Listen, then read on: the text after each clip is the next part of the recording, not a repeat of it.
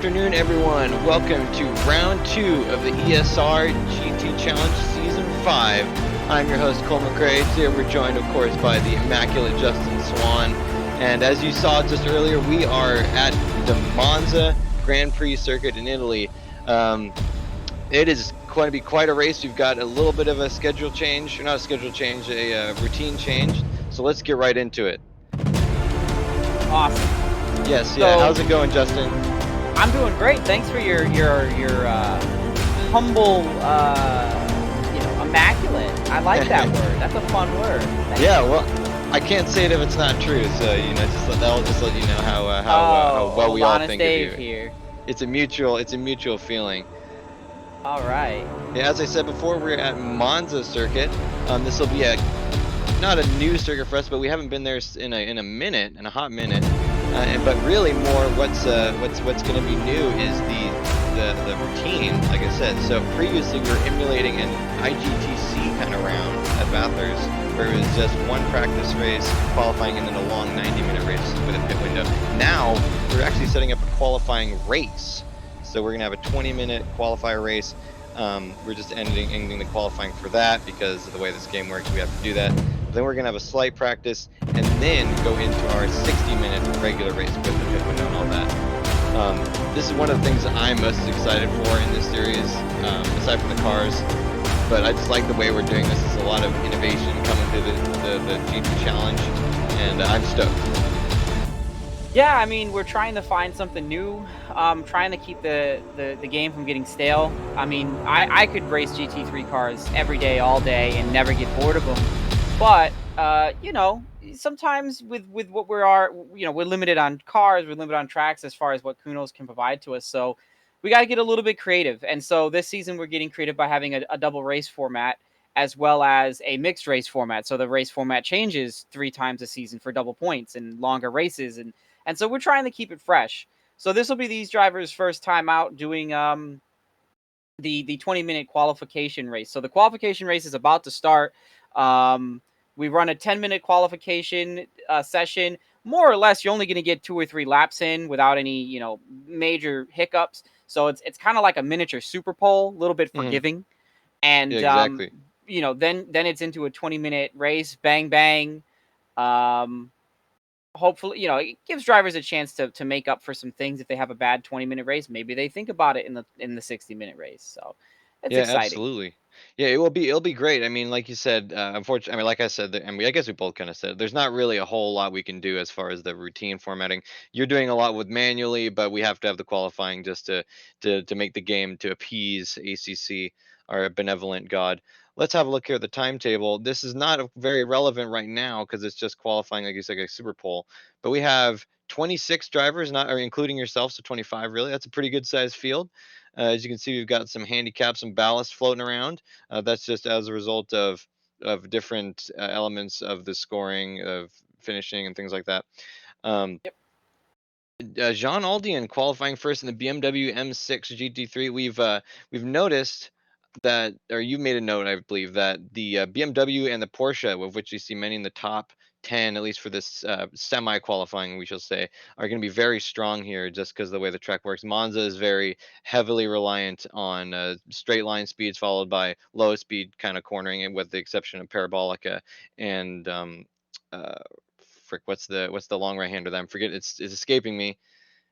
Well, we've got Ascari and Parabolica. The last corner is That's Parabolica.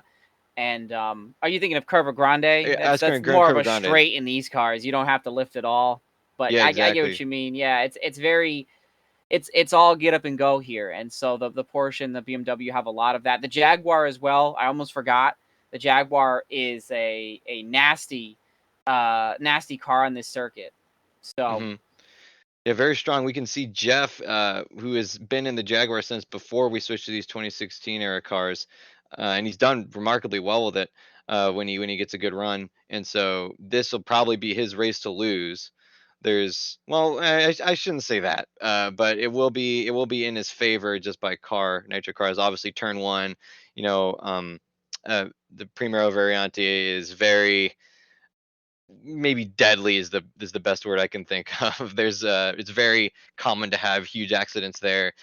And with his group, I won't make any predictions, but I'll say that anything could happen. And perhaps that's kind of the curse of any turn one, but that's how that goes. Um, what We will have a quick look at the points here, but for now, the battles that could kind of end up being interesting: Javier Castaño Muniz in third, followed by Albert Arjona in fourth. The way this qualifying race is going to play into the long-term strategy is something that actually interests me, just because. Wait, I assume damage doesn't carry through. That actually is something Yeah, that, luckily for us, yeah. but even if it did, we've seen some teams in real life work miracles, and the technically the 60-minute race takes place on in-game Sunday, so Oh, okay. they have a night to get it put back together, Humpty Dumpty the car, find some parts, fly some in, whatever they have to do. We've seen teams do worse, so. Yeah, absolutely. I noticed the race is at 8 o'clock p.m. So are these both going to be later? Is the real race also going to be maybe a night race? No, so the regular race will take place in mid afternoon. Okay, that This one follows. here is something that they did in Blanc Pain, where the first race, the qualification race, would often be at a different time of day than the main race. Oftentimes dark. Misano comes to mind. They race the first race of Misano in the pitch black. So just to get back on track with things here, we've got our leader taking the field down. He is With our Jean short. Aldian, a new pole sitter. That's a never before pole sitter in ESR here. That's correct. With our short formation lap, I should say. And we are green flags going for the qualifying race, round 2, Monza. Getting a lot of action already. Just as turn 1 happens, as I say, look at all those cars. They are 4 or 5 wide. Jeff is getting maybe a run. He's going to be on the outside for the first of the 2 Variantes, but we're bumping. Andrew Burt getting involved. We got some Porsches backed up, but looks like not too bad. I don't Looks see any like most of the turn cars cars. made it through. I don't see any spun cars, which is always a good sign. So far, so good. No one went bowling today. Yeah. What? No Nico Bellic. Yeah, no kidding. Looks like a Lamborghini. I think that's Gianmarco Silvestri, perhaps. No, it's no, Silvestri's in Ferrari. It's John Archie. So strong in the academy race this morning and eager to put those skills to work in this 2016 GT Challenge. But Jeff is All still right. right behind him, less than a tenth away. We're going to switch to interval timing here for a second, just to get a little more accurate view of what's going on.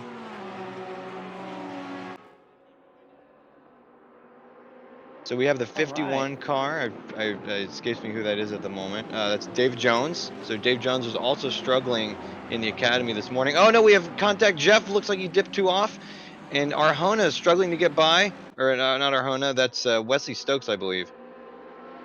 Yeah, now they're They're 3 wide down in the Parabolica. they're coming in Parabolica, bumping Jeff. Oh, this could be hairy.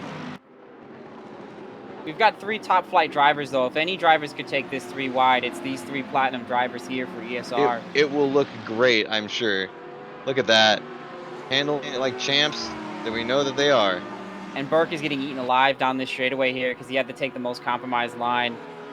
Yeah, the Ferrari will struggle on this particular instance. Still 3 wide. Ooh, and I believe that's Stokes. No, it's Castaño. Oh, Castaño takes out Jeff. Yeah, Oh he no. was hit going down into the first turn. There was some incidental contact there. Unfortunate for Jeff, but luckily it's just the qualification race. Yeah, it won't Very be. frustrated from the drivers here in the field. You can see some more contact here. Looks like the green Audi of Sean Kenny. Absolutely. We got the Audi of Matt Higgs in 7th. Not the best qualifying he's ever seen, or pre-qualifying, I should say. Brandon Baker gets a run on Andrew Burke as they head into Lesma 1. He backs off kind of wisely, but gives Higgs the advantage for Lesma 2.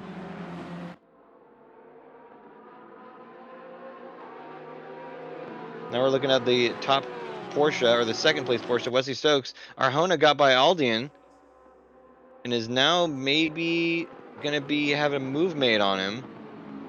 Oh, Aldian tries to go through a Scare side by side. Doesn't really work. Wesley Stokes contacts, takes out Stokes, and comes back and collects Archie. Oh no, that was a nightmare.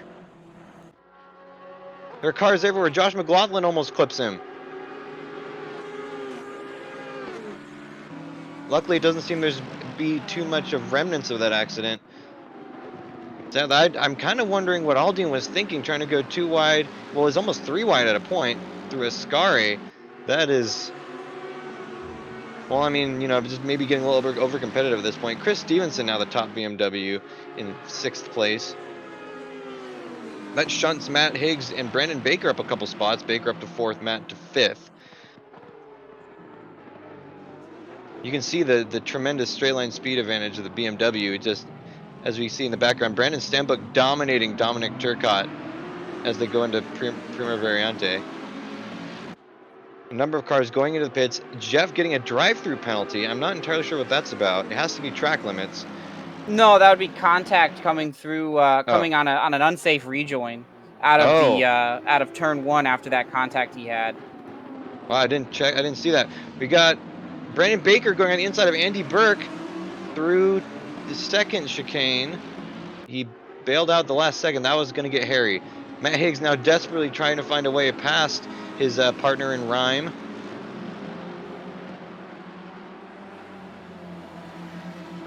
Oh, you can tell he really wants to look, but there's just not the room, not yet.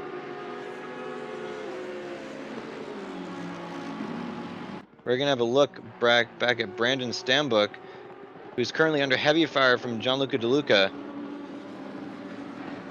Stanbuck just passed De Luca on the last front straight. You can see the Ferrari does have some advantage through Lesma and Ascari. But, looks like Higgs in the background is going around Baker before Parabolica. Drivers Marco Silvestri has a look inside Josh McLaughlin, but he bottles it. Max Simmons behind in the Rex. Looks like Max Simmons is going to get a huge run on the Ferrari, and he dives to the inside. It'll eat that thing alive. It will eat that thing alive. Let's see if he can make this pass safely. The braking zone is going to be where this could potentially fall apart. Silvestri backs out, and Javier Eugeni sticks his nose in. Max Simmons not getting an ideal line through Premier Variante, and Silvestri gets to the inside, to the outside, and gets ahead. But that Rex just, as you said, eats that Ferrari alive through Curva Grande.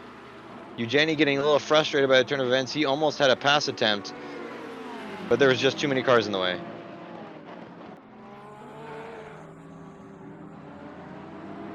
All the cars in this group taking a chunk out of the bumpers, or taking curbs. A bite out of each other, aren't they? Yeah. They're really fighting. Silvestri dives to the inside on Lesma too. Thinks better of it. Max Simmons goes really wide, has maybe a bit of a shallow exit.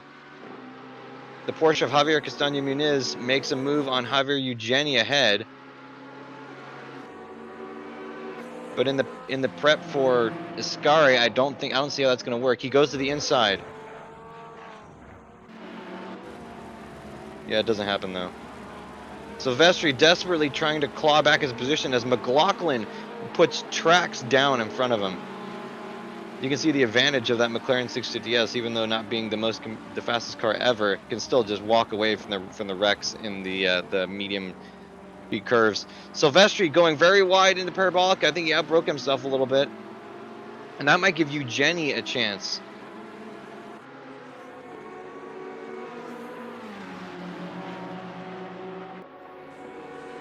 And while all this melee is happening, oh, sorry about that. No, that was just a comment.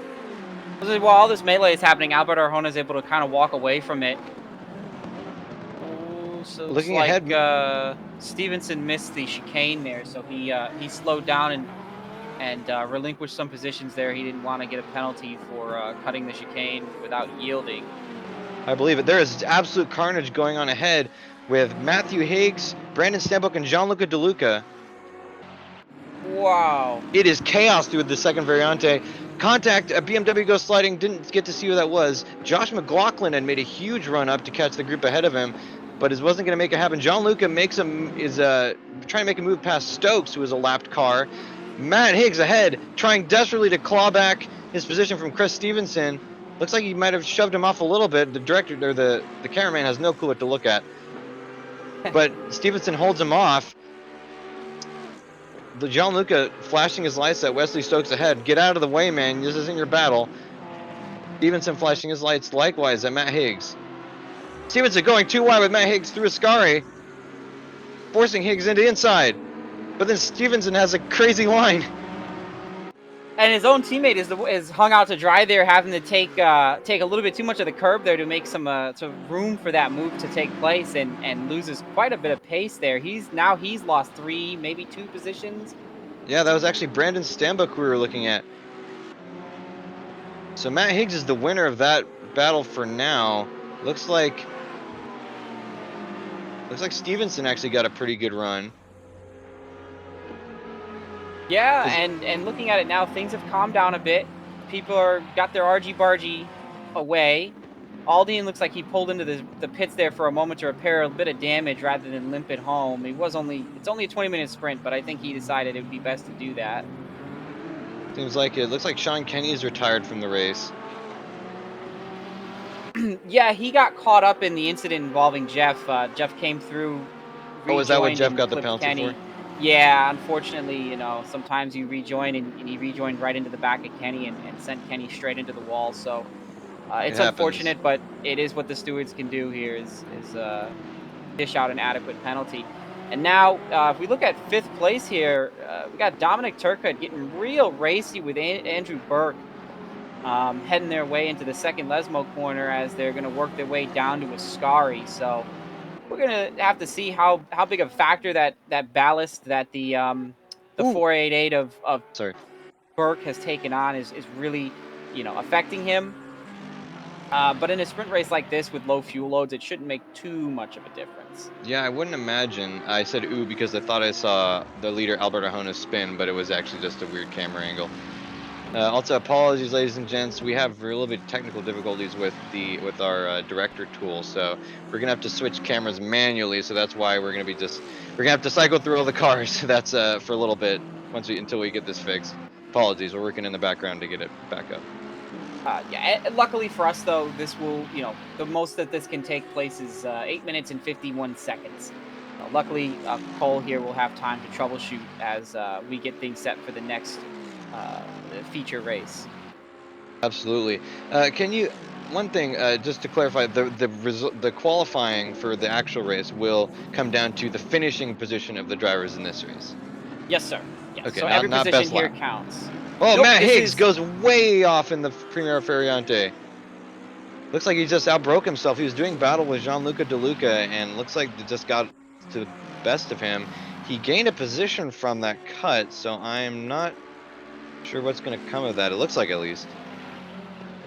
was he ahead of DeLuca before that, or side by side, or? They were very side by side. It looked like De Luca had passed him, but I'm thinking about it, I can't remember. De Luca now cuts. I was gonna say Doesn't look DeLuca like he gained a returns the position. favor. So instead of anything going down, happening to Higgs for that, I think we're gonna call that a squash as they both blew, chicanes back to back It ended up working out more or less net in zero. Higgs's favor. Yeah, net zero, maybe a It little was, bit in Higgs's favor, I but think, yeah, maybe a smidge in Higgs.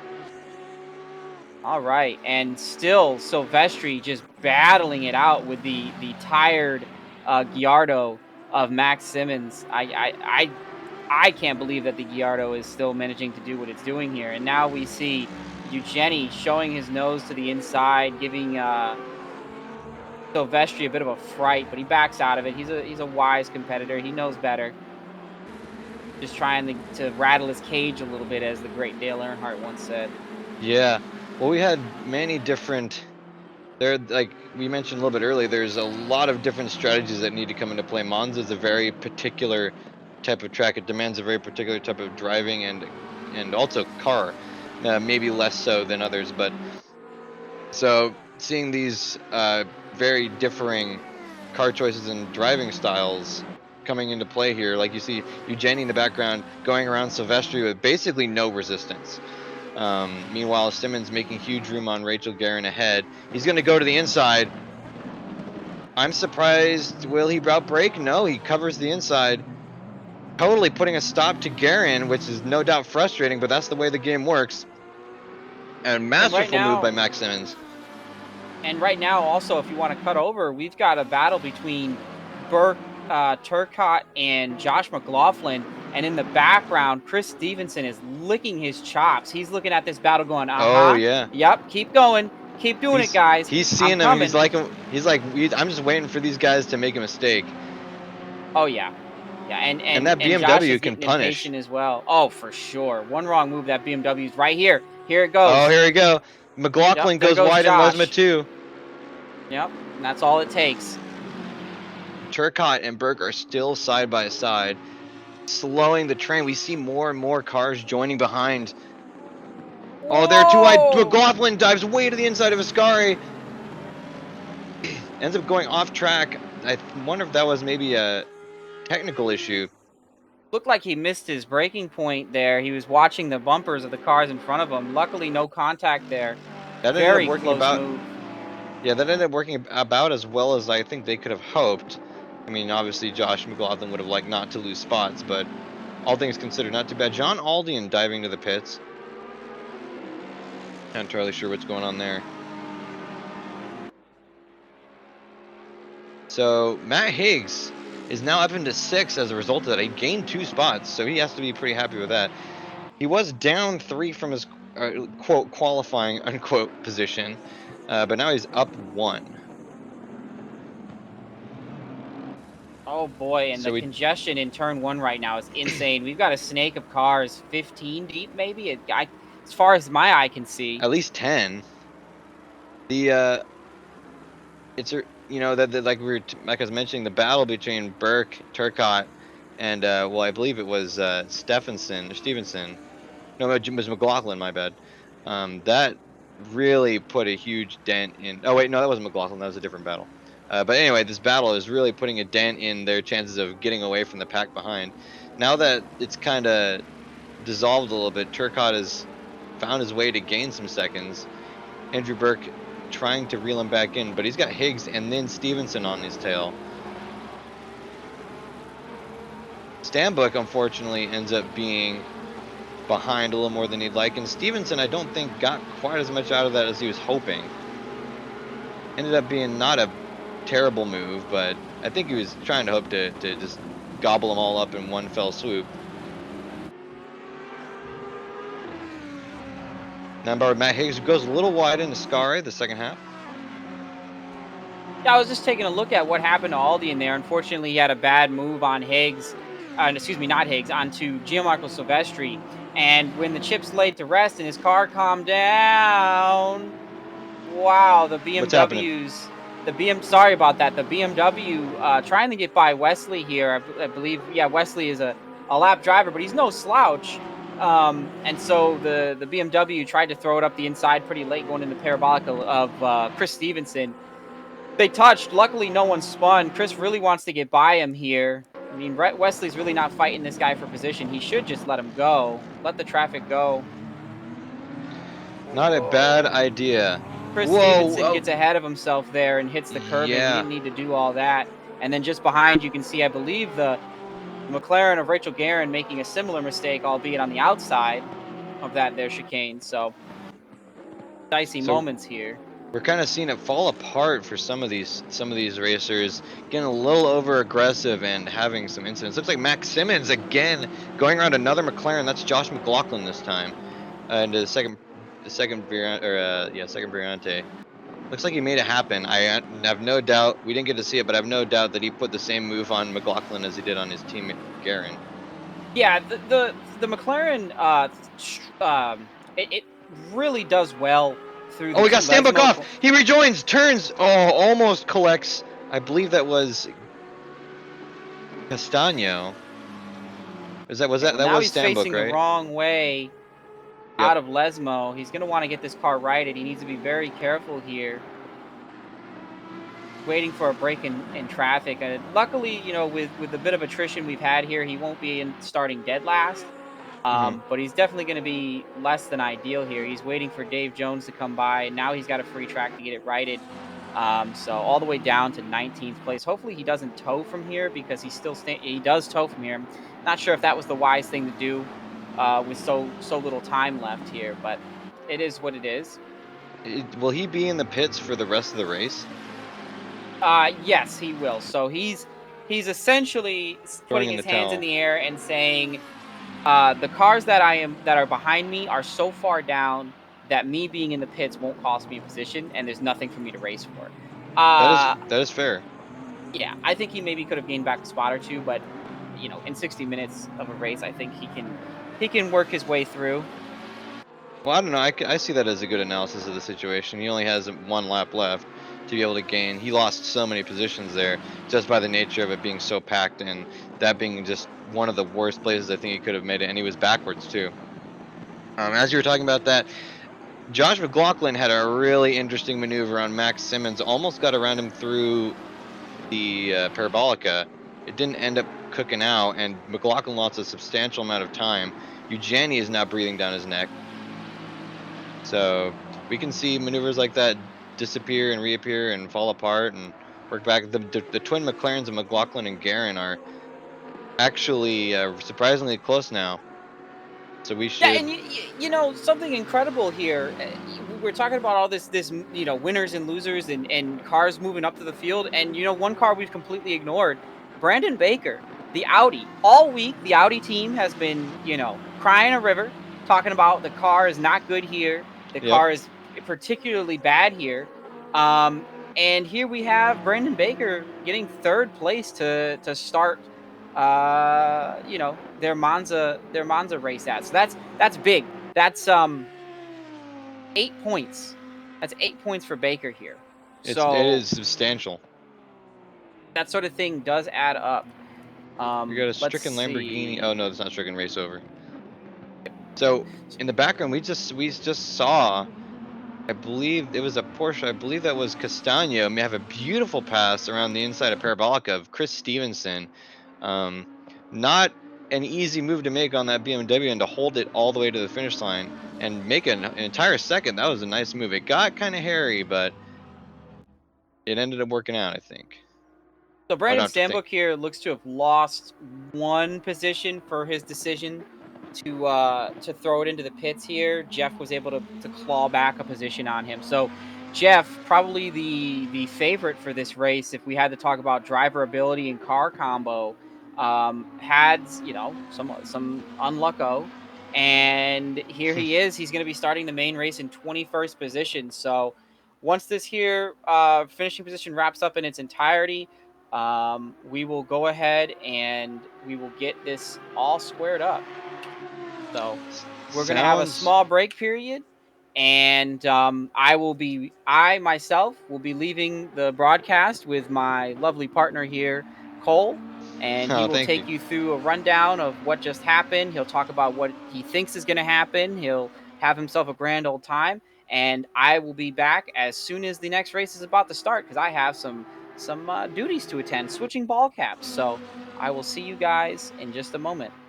Sounds great, Justin. Yeah, at ESR, we all wear a lot of caps, but I think few people wear more caps than Justin Swan does. He does such good work, and not to mention that he also just got done hosting the Academy Series. Like I mentioned, we just had one of those at Suzuka.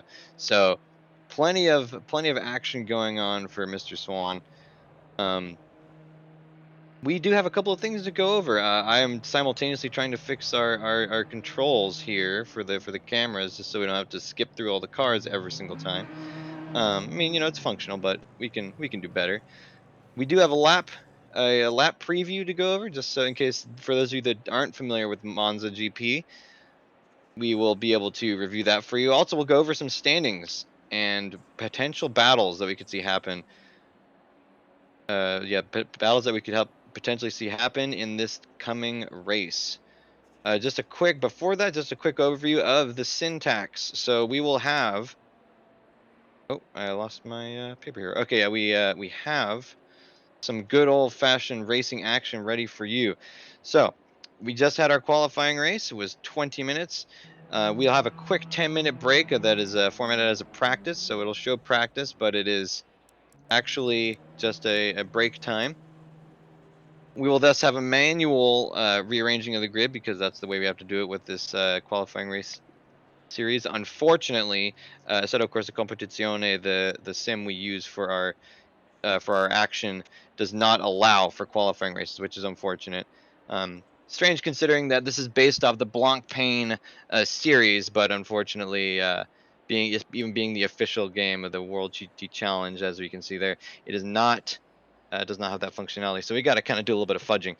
In any case, the race will be 1 hour, 60 minutes in the mid afternoon, as we discussed earlier. So, pretty optimal track conditions. There will be a mandatory pit stop for all drivers with the window opening at 35 minutes remaining in the race and going until 25 minutes. So, that's 10-minute window. The results of this qualifying race we just had will dictate the starting order. So, the drivers who finish first will take place first, and we'll record all this information for usage later when we attempt to when we need to refer to it, I should say. We do have some users with ballast. We'll have a quick look at that. We got ballast all over the place. Dominic Turcotte, Andrew Burke, Matt Higgs, and Gianluca De Luca all carrying some light ballast work. We also have the Ferraris of Durazio, Silvestri, and Bellino carrying 20 kilograms. Alex Shine and Dave Jones likewise carrying 20, and that will be it. So most of those are a result of car balancing. Even back in 2016, the cars did require some ballast for balance purposes. We discovered that through rigorous manual testing, mostly Justin's. The only ballast that's been accrued by drivers as a result of the race is Matt Higgs with 15 kilograms, Andrew Berg with 10, and Inu Lugoshi, who unfortunately doesn't appear to be here at the moment with uh, with 5 kilograms. So as we see here, we're gonna have a look at the race chat. Just our drivers and a brief interview or review of the potential differences in cars. So we mentioned that there are differences, as you'd expect, and that there are some who would stand to gain more than others. If we switch real quick to the track map, we can see that this is Monza, but it is, for those who are unfamiliar, it's a very straight line focused, low speed corner. So almost, I'm going to catch flack for this, but almost Tilka ish. Herman Tilke is very famous for building tracks with very long straights, very formulaic, but also long straights culminating with chicanes and tight corners. And you can see with the Primero Variante, which is the first chicane you see after the start finish line, um, it's all about low speed cornering and straight line speed. The Primera or the Curva Grande, which is right after the first chicane, could potentially cause some difficulties for the very fast cars, but it is unlikely. It is such a shallow corner with some banking that is unlikely that anyone will have to not don't anyone will have to lift off, excuse me, and not or brake. The only corners that could potentially cause problems for better handling cars, mid-speed corner cars, such as the Mercedes, McLaren, things of that ilk, is Lesma 1 and 2, which comes after the second chicane. You can see the double right-handers, the wide radius followed by the sharp radius. Escare, the one right after that, the little hump, could also potentially cause some problems, but unfortunately, it actually plays like much straighter of a turn than it looks on the track map. Ditto goes for Parabolica, which is the final corner. With that said, the BMWs are very fast here. As we said before, straight line speed counts in this track, and the BMWs have it in spades. Not as much as the Lamborghini or Ryder Rex, which is driven. The only one we have currently is driven by 10th place finisher Max Simmons, who did very well in the qualifying race. Porsche also stands to be a good asset here. Very good braking, turns well at low speeds, does suffer a little bit when it comes to straight line speed, not as much as like the likes of the Ferrari and potentially the McLaren, but we'll have to see when the race comes. Um, but other than that, all the other cars are essentially neutral, as we have our practice sessions starting now at 9 p.m. It's getting later. You can see all the cars with the lights going. Hmm. In any case, why don't we have a track preview with our esteemed colleague Matt Higgs, who is currently sitting. I'm not sure. I thought he was up higher. Oh, he's currently sitting 21st. So this is just irrelevant. All right, let's do that.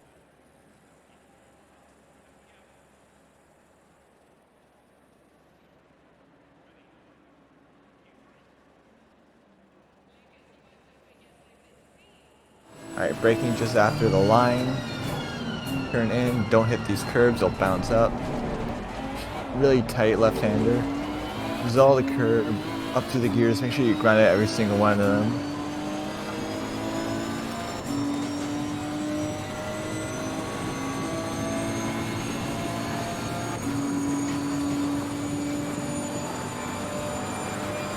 Brake just after the 150. Turn in, use more of that curb. Don't cut that curb, you'll bounce. Brake just after the sign. Right there. Turn in, wait to get on the power. Nice and early there. Use all the curb, don't run too wide. Just before the 50. Turn in. When you hit that bump, you can get on the accelerator. Up through the gears, wind every one of them out. Just because, why not? And you get more speed, of course. It's a benefit. Just after the road on the right, use that curb on the left. Wait. Get on accelerator. Maybe cut that curb depending on the car. Some cars don't like it, some cars do. Up through the gears, very easy track. Parabolica, just brake after that sign. There. Wait. Run out wide. Nice and early, get that good run. And straight line it. And that should be a lap of Monza.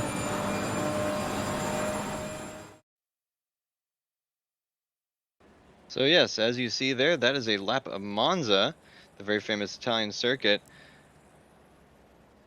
Unfortunately, that was an example lap, so he was not driving his signature Audi, Matt, but we got to look in the Nissan GTR, which, interestingly, I don't believe we have any of today in this race, which is a shame. That car would also stand to do fairly well. Maybe is a mixture of the BMWs and the McLaren, I would say. It's a little more. Oh, we're losing drivers. Oh, it must be a result of the rearranging. Any case, what was I going to say? Oh yeah, a mixture of the BMW and McLaren. Has a little more mid-turn cornering. Is actually pretty good in the corners, um, but has a smidge of straight line speed. Where it really kind of struggles is more in the slow speed corners, just because of doesn't have doesn't have that much torque. So that would be an interesting sight. Unfortunately, as I said, we don't have any of those currently present in this race. So shame, but what can you do? Hello. Hello, welcome back, We Justin. are back. So the officials here have got the race grid set for the next portion. We are going to roll through this 10-minute practice. Once everybody's in, we will start the race. So we've got just a few more minutes to fill here. As far as letting everyone file in, making sure there's a full 10-minute break. The server was restarted 3 minutes into the first practice, so we will start no earlier than 3 minutes left on this practice to allow for a full 10-minute session as promised per the rules. Don't want anybody to come back like I was in the bathroom. So Yeah, drivers, they need their potty breaks, their coffee breaks. yeah, So. their vent breaks. Uh-oh, what happens? Oh, on my computer here, my game just crashed. I thought it was the stream computer, but luckily it was not. Oh well, we can work with that. We've got a little bit of time to kill here. So, did you see anybody so far that you might want to throw your hat in for driver of the day and nominate a driver of the day? Well, so far I'm not sure. I mean, Matt Higgs had some pretty good runs, and Josh McLaughlin was holding on better than I think I expected, given the car and track combo. But I think right now it's maybe a little too early. A little too early. Max Simmons also had a great run as well. He Yeah, had a he was couple of he really had a putting it couple of good down. throwdowns. Yeah, and he ran it clean. As far as I could tell, all was well. I'm inclined to agree. It'll be interesting to see how this kind of evolves. I was pleasantly surprised with how clean turn one was, turn one lap one. I mean, as I said before, Monza's classically kind of messy, especially at the very beginning when everyone bottles all up. Um, but they were very well handled, very clean. So Yeah, I'm I mean, we interested had to a see little what bit. happens in the actual race. Yeah, hopefully people keep the same cool head. There was a little bit of accordion effect, but upon review, most of what was seen as far as the concertina going on there is pretty natural. Um, so all is well. All is well. Nothing really stood out as egregious, and there was a few accidents and spills. A couple people had some really unfortunate things happen to them, but when you really look at it, there was really only two or three drivers that really were involved in a major spill, which for Monza in a sprint format that decides the starting grid for the feature race, that couldn't have asked for much better as far as you know no contact here. It's racing's a contact sport, and this track is no stranger to that with the break zones that we have. So Definitely. overall, Um, overall not bad. I must ask a question. There's a discrepancy between the streaming computer and my personal one. Should I leave the server as the streaming computer and rejoin because it's showing as still 9 o'clock p.m. with no drivers, and I see Yes, you people do running have around. to rejoin Okay, because the server had to get I lost restarted. connection. Oh, that didn't show up earlier. Yeah. So just a moment on stream here. We'll have that brought right back to you. So, Absolutely. This is the first time we've experimented around with anything like this, so this is new for us just as much as it is for you.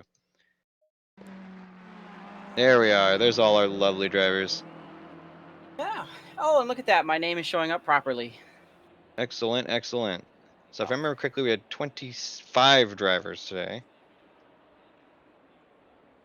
So we just gotta wait for a couple more to show up. Actually, no, they're all here, it seems like. Oh, maybe. yes, Yeah. actually. Yeah, we had a few drivers drop prematurely at the end of the last race, I believe, but we had 26 take the grid total, and when setting the grid, we had 26. So all is well. We're just gonna let a few more minutes go by here, let the drivers get a few laps on the hotter surface, get their tire pressures adjusted, dial in their fuel calculations, take a stretch, get ready, get the do the jazz fingers, get ready for a throwdown here. Um, you mentioned while we were during the break, you mentioned that one of the drivers that did acquire ballast from Bathurst was Mr. Lugosi, and it's a real unfortunate thing that happened to him. Unfortunately, total electrical failure, and it's unknown whether or not he'll be with us in the foreseen future because of that. So he is completely sidelined with technical difficulties, which is incredibly depressing, especially because of Yeah. the kind of chance that he had to really show some pace here. I know earlier in the week before he had these issues crop up, I had done some practice with him, and he was screaming. He'd have been right up there in the front. He was out there tearing up some 48s. So it's a real shame to lose him like that, especially with his team so well in the points. But luckily, they were able to pull in the third Aston V12 as a replacement teammate. So if Lugosi makes it back before the end of the season, obviously he'll contribute to their gains. But in the interim, they do still have at least two cars taking the grid this week with Arthur Belotti from Brazil and Mister. Is it? I always get him confused. John Barker. John Barker. John Barker.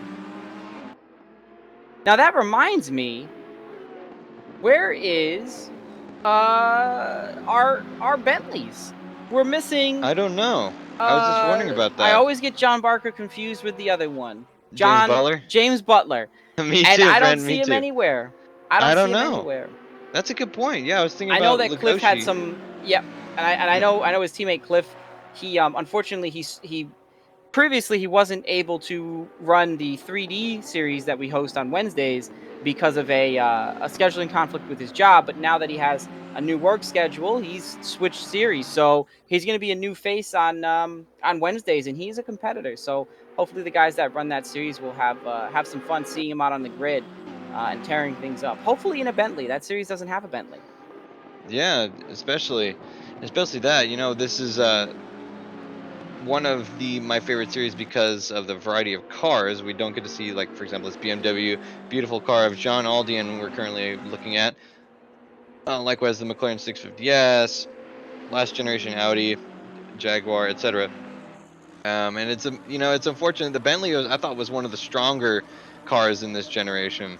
I'm surprised more people didn't choose it, but the Porsche is an ever popular choice. Ditto for the Ferrari. Sadly, that's just the way it works sometimes. Dominic Turcotte setting a nice practice lap, 149 flat. Not too ashamed of that. No, knock on wood, this series is very well spread as far as its car representation. Minus the fact that the Bentleys are a bit MIA this week. We had one of them drop and another one just missing in action with Butler. We also have a Rex in the field, and the one car that we originally had in the field that we do not anymore, the one car missing from our grid permanently, would be the NSX. Nissan GTR. Oh, Nissan GTR. Yeah. So other than that, we have 11 of the 12 manufacturers. We've got a 3-car Audi team, we've got a 3-car Porsche team, we've got a 3-car Ferrari team, we've got a 3-car we've got two-car BMW teams, along with Max Simmons following up one of them in the Buten Ginsen team. So we've got a little bit of everything to keep the field diverse. We've got a 3-car McLaren 650 team. We had a 3-car Mercedes team. That Mercedes team's down to 2 drivers. One of the drivers of the 777 retired from the series. So maybe he felt like it was too much racing in the weekend. Maybe he bit off too much. That's okay. But Yeah, that's fair. so we've got quite a diverse field here. So knock on wood, one Jaguar, Jeff representing, and hopefully we'll see some more cars trickle in as the season progresses. We always see a few more people here or there. So Yeah, that'd be definitely great. As I maybe blew my load a little bit earlier. I want to see an NSX in here. We saw actually John Barker for the longest time running one in the GT Challenge, but he has since moved on to greener pastures. In last season, he was running a Porsche. This season, he's running a V12 Aston Martin, which I can't complain about that. Also, no, it's been a long time since we've seen a Huracan and a Rex, the current and last generation Lamborghinis running alongside each other. I believe it was season 2 when Mike Stoffmeal, the legend, was driving the Rex and actually ended up losing a couple races. Well, I wouldn't say losing; he's still like second and third, but ended up losing a couple of first place at least. So, oh, Dominic Turcotte going off in Lesma 2. yeah, I think he's just pulling off to be towed back to the pits. The wait timer is up. The practice session, the 10-minute practice break, whatever you want to call it, is All the over. above. Yeah, all the above. And so we are seeing guys get back in the seats here. They've got to get their butt in the seat and get their butt on the grid. So if all went well, and I am not a horrible, blind, fat fingered, um, Beautiful. uh, beautiful, we can say beautiful. The hair is quite something. People don't get to see what's behind the screen, but I'll tell you what, my hair is luscious. Oh yes. Um, but if everything goes well, we should have a perfectly set grid, and pit window, all that stuff should be completely set and completely fine. So fingers crossed that I did not do a boo boo. If I did, it'll be a quick, unfortunately, a 3 to 5 minute fix. Nothing intense, nothing like we have to tear the walls down. But be all right. Not no structural damage. if there's a boo-boo, we can just blame it on someone else. Matt Higgs. Matt Higgs sounds like a good Matt idea. I was Higgs. just thinking about that. Hey, I was there. thinking that might be a good one. Oops, I thought it was that Matt Higgs. Matt Higgs is over here. Oh, okay. I thought it was over Okay. here. As far as I can tell, grid order is perfect. Yeah, it seems to check out as we're sitting here on the start line. Now is a good time to go over qualifying order real quick. Albert Arjona in first for that Porsche. John Archie in second. Brandon Baker holding third. Dominic Turcotte fourth. Andrew Burke fifth. Matt Higgs sixth, making a surprising run back up into sixth. Gianluca De Luca in seventh. Javier Castaño Muniz in eighth. Chris Stevenson in ninth. And Max Simmons in the Rex, finishing 10th. Strong choice. Strong moves. Made it work out. So, as you said before, this is a 1-hour race with a 10-minute pit window, mandatory tire changes, and tons of chance for drama. As you can see, we have tons of virtual fans in the audience today.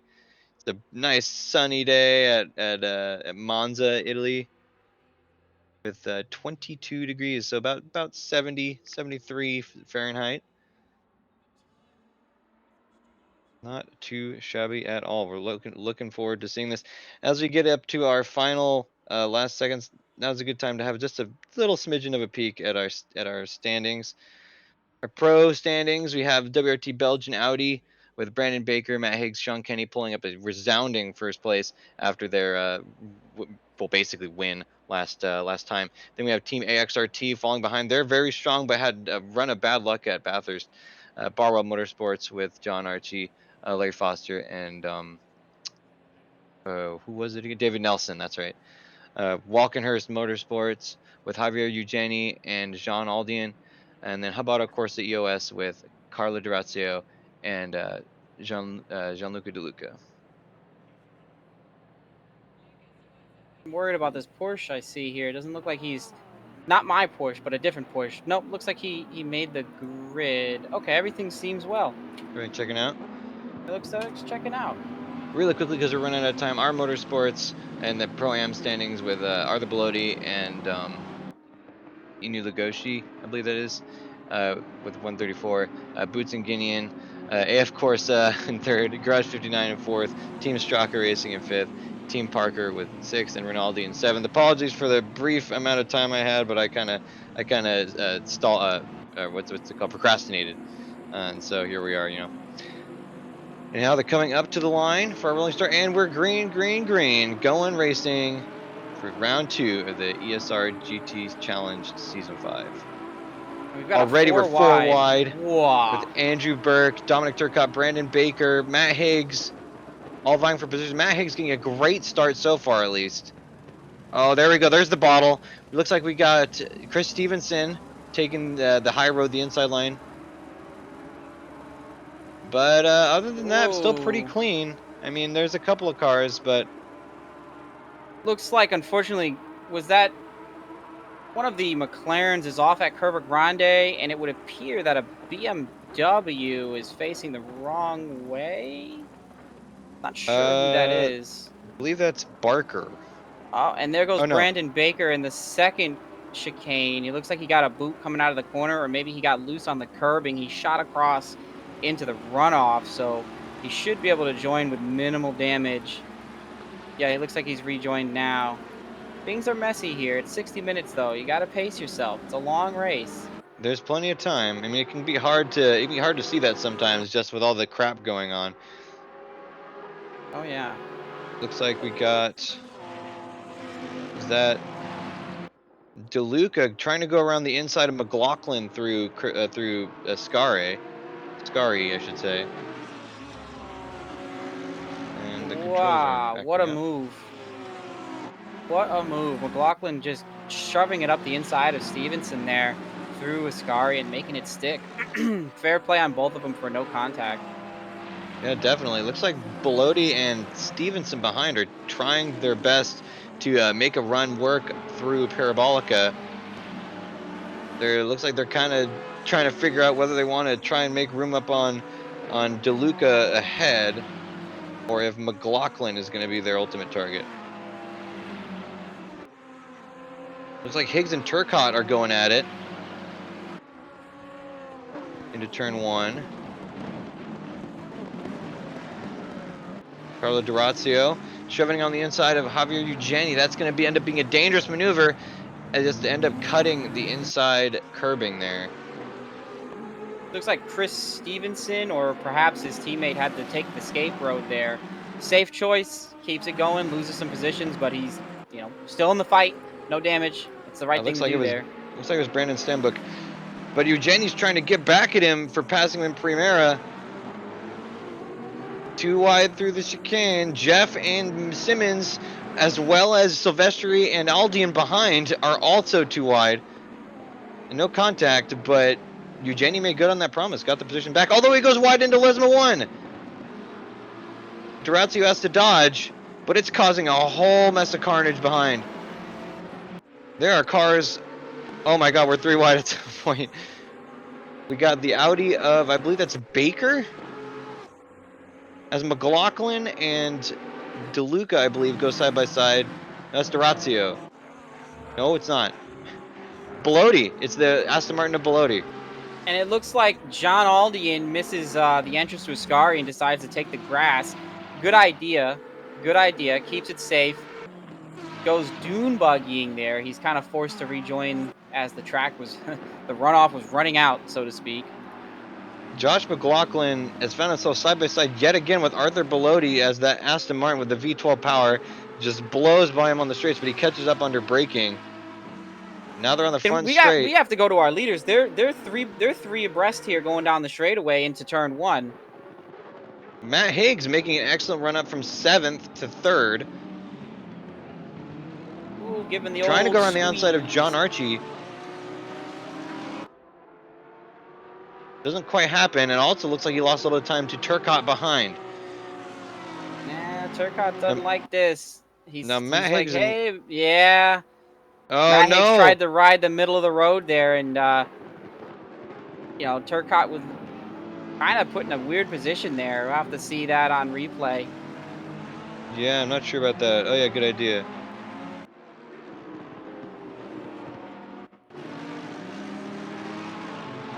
Here's Turcotte. We're watching Turcotte and Higgs. Now I'm wondering did Higgs make a sudden move, like a cheeky, lane change there? I'm not sure. I didn't get a good look at it. It looked like it. I mean, no, he kind of held ground. It doesn't look like too much fault. It was just kind of sketchy all around. I wouldn't call that an incident necessarily. Okay, does he look like he's doing all right then? Because he's our points leader here. He's got some room to wiggle though. He scored max points for our opening race, which is double points race. He scored 114. He's got some wiggle room.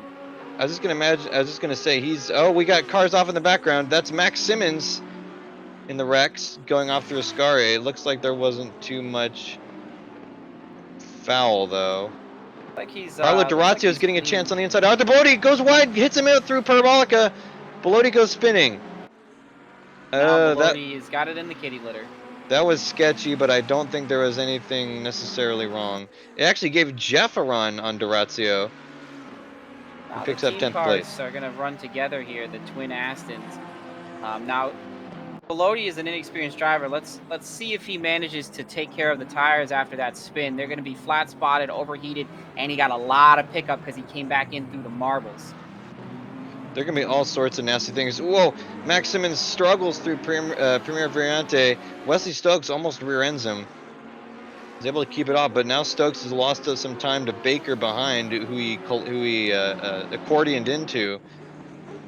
Meaning Aldian will probably be battling soon. And Stanbook goes wide to the inside, tries to make a move on Baker through the second Variante. And he does it clean on the outside going into the corner too. That was very nice maneuver. You can see the grunt of the BMW making itself apparent when chasing the Audi. The Audi here is not having a good time on these straightaways.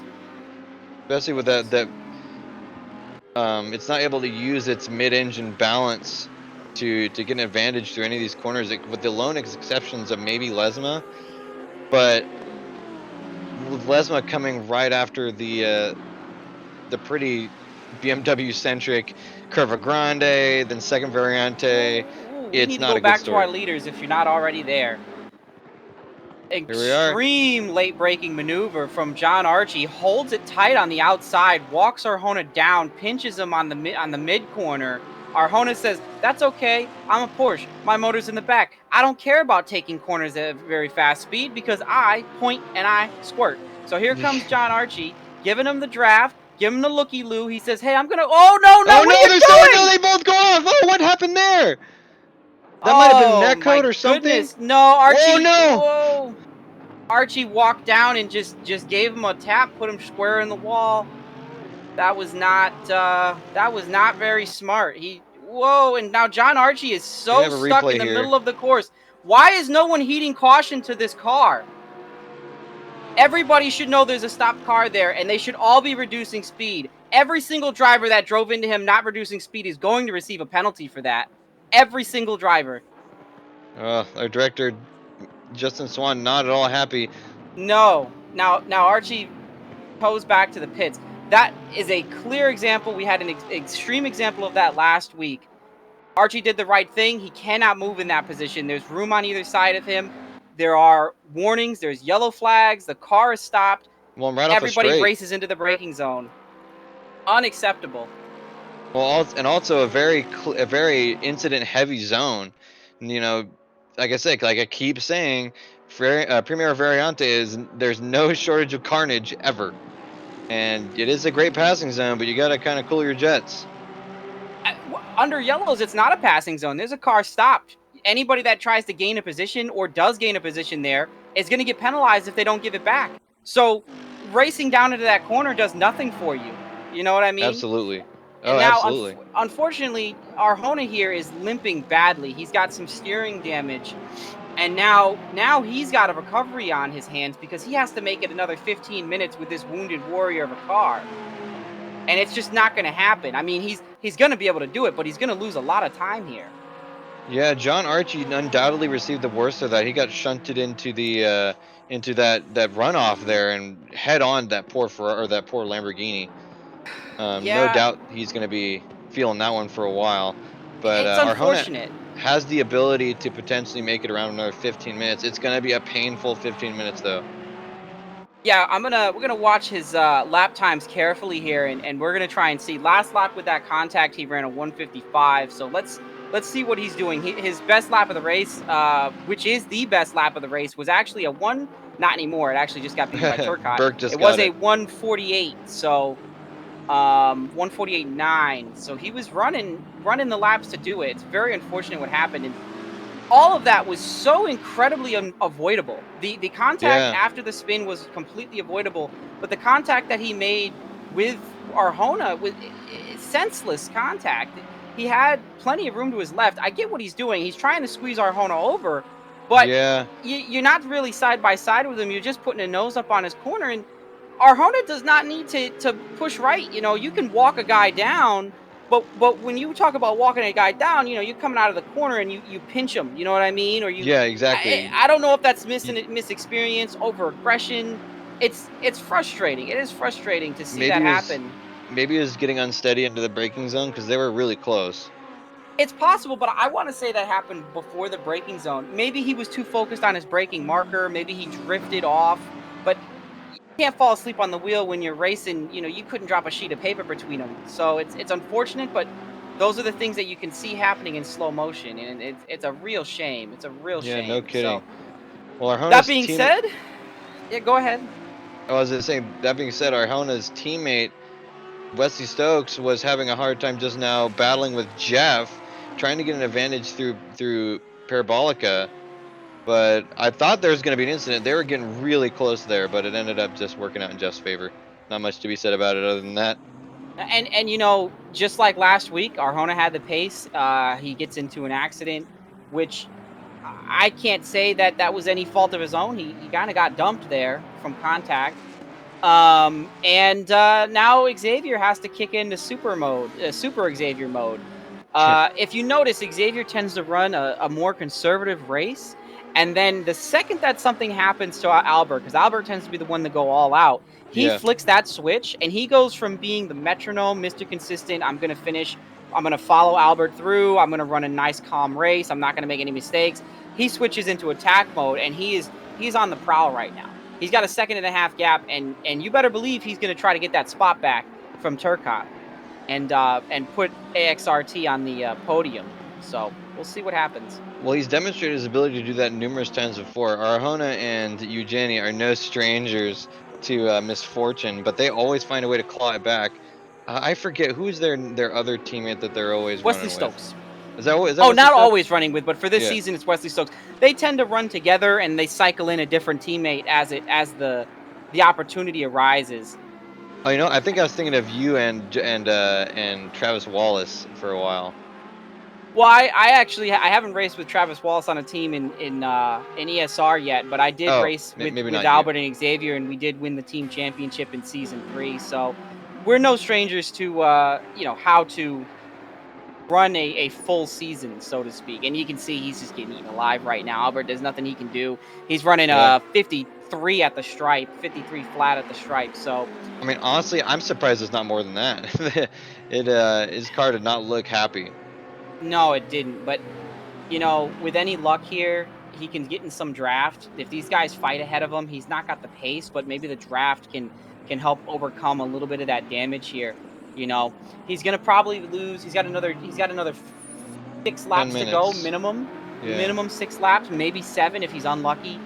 So we're looking at another 21 seconds he's losing. He's probably got another 25 to 35 seconds of damage to repair on top of the mandatory tire change. So he's looking to come out of this one worse for wear, about minute and 15 total, minute and a half total. Oh, at least. So, he's got a lot to do, but I think over the course of a race, he can salvage this. He's going to be running real hard, and as long as he doesn't get caught in the traffic, I think he stands a chance to come back and put it in the top 10. Plus, it's a long race. We don't know what's going to happen to the guys up ahead of him. There's always a chance of more accidents. Unfortunate. Well, let's hope not. We want to see a clean race. Yes, we do. Not to talk your ear off. I know the audience is probably sick of hearing me, but let's say nice segue into some other performers here. We've got Gianluca De Luca rebounding majorly from an absolutely, we'll say, forgetful performance at Bathurst. Is everything all right? No, I was agreeing with you, but I cut myself off. So he's bounced back. He's in the top 5. We've got Chris Stevenson, who he flew into the track early, we'll say, and hasn't gotten off it. He hasn't gotten off the track since. So right now, his 5th place is exactly what the doctor ordered, and it's exactly what he worked for. He's looking to be our highest finishing bronze driver of the season. So see how that all goes. Some other big winners: Josh McLaughlin. He's up in 7th place right now, really holding his own. And Burke was a driver who was worried about pace all week. He was carrying the 20 kilos mandatory for the Ferrari because it is just that good. And on top of that, he had to carry an additional 10 for finishing on 2nd place last week. If this keeps going the way it is, he might be looking at an additional 5 kilos for finishing in 3rd place. And now we're in a situation where all of a sudden he's on the way to hitting max ballast sooner than later. So yeah, it's possible. I mean, what a problem to have, right? Oh man, success. Ugh, who wants that? Yeah, gross. Well, I think with the first couple of laps winding down, now's a good time to have a good, quick little look-see at where everyone's moved as far as qualifying goes. We have a look. We see. Next, I don't think this qualifying order saved correctly. Bummer. Well, I attempted to save our qualifying stats, but it looked like it didn't copy correctly. That's a shame. Well, in any case, not a big deal. We can kind of interpret where everyone is. I do know Matt Higgs is sitting exactly where he qualified. Now under fire from the underdog McLaughlin behind. We've been watching them for a minute, and there's not been too much to speak about. They've just been neck and neck the entire time. That'll be a combo to watch. We've also got Jeff. Jeff started 21st. He's all the way up to 10th. So he's on for a big hard Charger award if he keeps this up. And he is just hawking down Brandon Baker here. So At the rate he's going, whoa, especially with Brandon Baker getting loose there. At the rate he's going, we could see Jeff still come out on top here, finishing the top 5 easily. A little bit more drama. Maybe he gets on the podium as he is It's just absolutely destroying Brandon. He's going to get this move done tracking him before the break down on zone. the inside of Curva Grande. Can he get it done before the Primera or in a No, little friggin' second tap. He variante? says, "You know what? I'll take the escape road. Thank you very much." Very And all is bumpy well. escape road. Yeah, it's a lot better than the sausage curve, though. Those things That's are deadly. You're not wrong. That is fair. To look back at our former pole sitter Arjona, he is um, he's once again down in the 53s, and he's wavering a little bit as the tires are more worn. And I'm sure he might have some additional tire wear just due to the fact that his alignment is off. But I think he's going to be the story to watch. We're going to have to see if he can pull out a Matt Higgs circa Kyalami last season. If you remember, Higgs had a big accident and Hmm. he fought the whole way back to finish on the podium. So Yeah, fantastic job of happens. that. I remember that very well. It was astonishing. Looks like we got Chris Stevenson having a sketchy moment in Ascari. Ended up not quite on the wall, but close. And he ended up. I was convinced he was going to lose gold positions, but no, he ended up not too bad out of that. Now, I got a question for you I here. was Let just me kidding. No, bounce he's this dropping one a ton. off. He's dropping like a rock. Never mind. Oh no, did he get Down into damaged? 10th. I don't think so. He just had a really bad off. Didn't get any Uh, damage, I don't think. well, it's good that he managed to recover. I was actually going to ask, with him being as high up as fifth, if you race with us, you've had your share of moments, and you've also found yourself in positions that, let's just say, you were the darkest of dark horses. One race in particular, at Kyalami, and in the rain, if I remember Yeah. correctly. Hmm. Now, when you find yourself in a position, maybe you're in third, fourth, fifth, sixth, but you're out of position as far as where you normally find yourself, right? Like Chris is here. Do you push for that extra bit? Do you go for broke? Do you go, you know what? I'm in fifth place. I can see the leaders. I'm going for the leaders. Or do you say, I'm in fifth place. I'm way overperforming here. I'm going to back it down a little bit and try and conserve this and not make any mistakes and try to have a clean race and bring this position home? Are you the aggressive driver, or are you one that's more like, I kind of just want to bring home this position here? If I gain something, I gain it, but I'm not going to force it, you know? That's that's a really good question, and I am in that particular example, I was definitely a stranger to the that much of a podium. I was duking it out with Andrew Burke, which I did And not Chris expect. Stevenson, I'm so sorry to interrupt you. He What loses happened? it over the curbs and is Oh no! scary, and he has heavy damage. Now, pit lane doesn't open for another 4 minutes here. Oh, no. Oh, He's that got to that could be have been almost careful there. identical. Let's get a little replay action of that going. I think. Oh, no. And in his frustration, he spins it, getting it back on track here. Now he's facing the wrong way again into the grass. Ease on, boss. And he gets away. He's got some damage, though. That's very unfortunate. Minor steering damage as well. He's in the same Oh, boat he as Albert. he absolutely demolishes those sausage curbs and goes hard into the wall. That was not a great experience, and that was very close to what happened last time. But the result was obviously much worse. All right. And we've got Uh, Max Simmons on the move. Sorry if you want to go ahead. Max Simmons on the move into 14th place, excuse 14th me. place. No, that was just what I was gonna say. I was just looking at Max Simmons's little moves going on. It's like we've got a connection where I can talk about something and you're already there. You're a Right. wizard. You're Normally it's mind the other way reading. around, I imagine. Yeah. By the way, Ooh, McLaughlin, maybe you're already there now too. I was actually looking at Silvestri, but McLaughlin too, holding on to McLaughlin, fifth. absolutely. He came back and he was behind Higgs for a moment there, so he must have made a nice move to pounce on him because Higgs isn't someone that's easy to get by. Well, Higgs has had his fair share of runs at the, victory. He has thrown it away a few times, so it's possible that maybe a mistake just caused that to happen.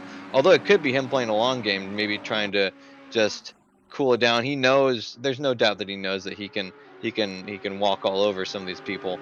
Um, I wouldn't say he could walk. He'd probably favor well against McLaughlin, but There's something to be said. How do you think the McLaren fares on versus like the Audi? I remember a lot of people complaining about the Audi. I don't think maybe that was super warranted, but whatever, right?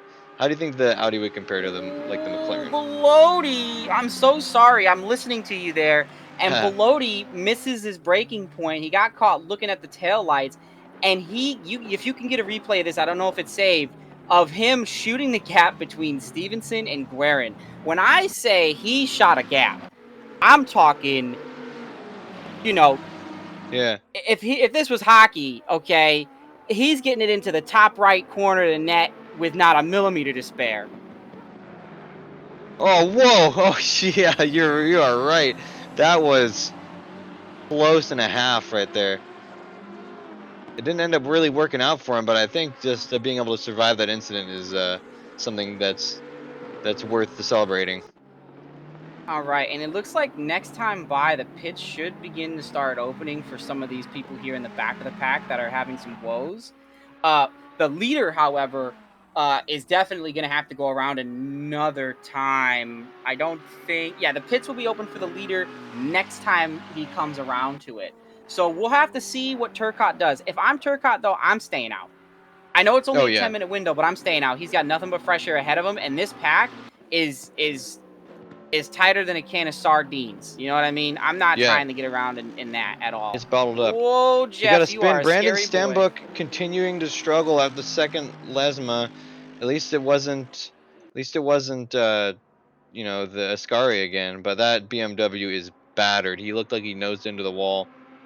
He's gonna be hoping that the pits are open by the next time he comes around. We can see Chris Stevenson behind him. Both BMWs are stricken poorly as Barker. No, that wasn't Barker. That's Belodi making a move on Belody, yep. Stevenson. Yeah, and we're at this situation here where what could have been is now what isn't for the BMWs. Our highest BMW right now is Aldian, and we've had 12th. I think 4 different BMWs inside the top 10. All 4 of them have touched the top 10 today. We had Aldian on pole in the practice race, or excuse me, the qualification race. We had Chris Stevenson in 5th before his off. We had Brandon Stanbook working his way. I think he was as high as 8th at one point. I could be wrong. Maybe he was closer to 10th, maybe 11th. Um, Xavier Eugeni, always a solid competitor. He was fighting up in the top 10, top 15 for a briefest of moments, and now nothing. It's all falling apart. I mean, we can just see it right there at the bottom of the screen. Chris Stevenson, Javier Eugeni, Brandon Stenbook, 21, 22, 23, all BMWs. Maybe there's a curse going around as the pit window opens. Yeah, and pit window is now open. So I'm curious as to who is going to jump in the pits here early. We know Albert is going to. We know all the damaged cars are going to get in the pits immediately. There's no reason to Yeah. stay out whatsoever. So we're thinking Brandon Stanbook, Chris Stevenson, Albert Arjona, who's managed to keep it in 15th, and it's reasonable. He can fight his way back, I think, to at least the top 10. Did you have your eyes on any other cars that look like they just have been trying to make it? Not that I could really see. Um, I'm trying to remember. There was an Audi I saw that looked pretty hurt. Might have been Sean Kenny.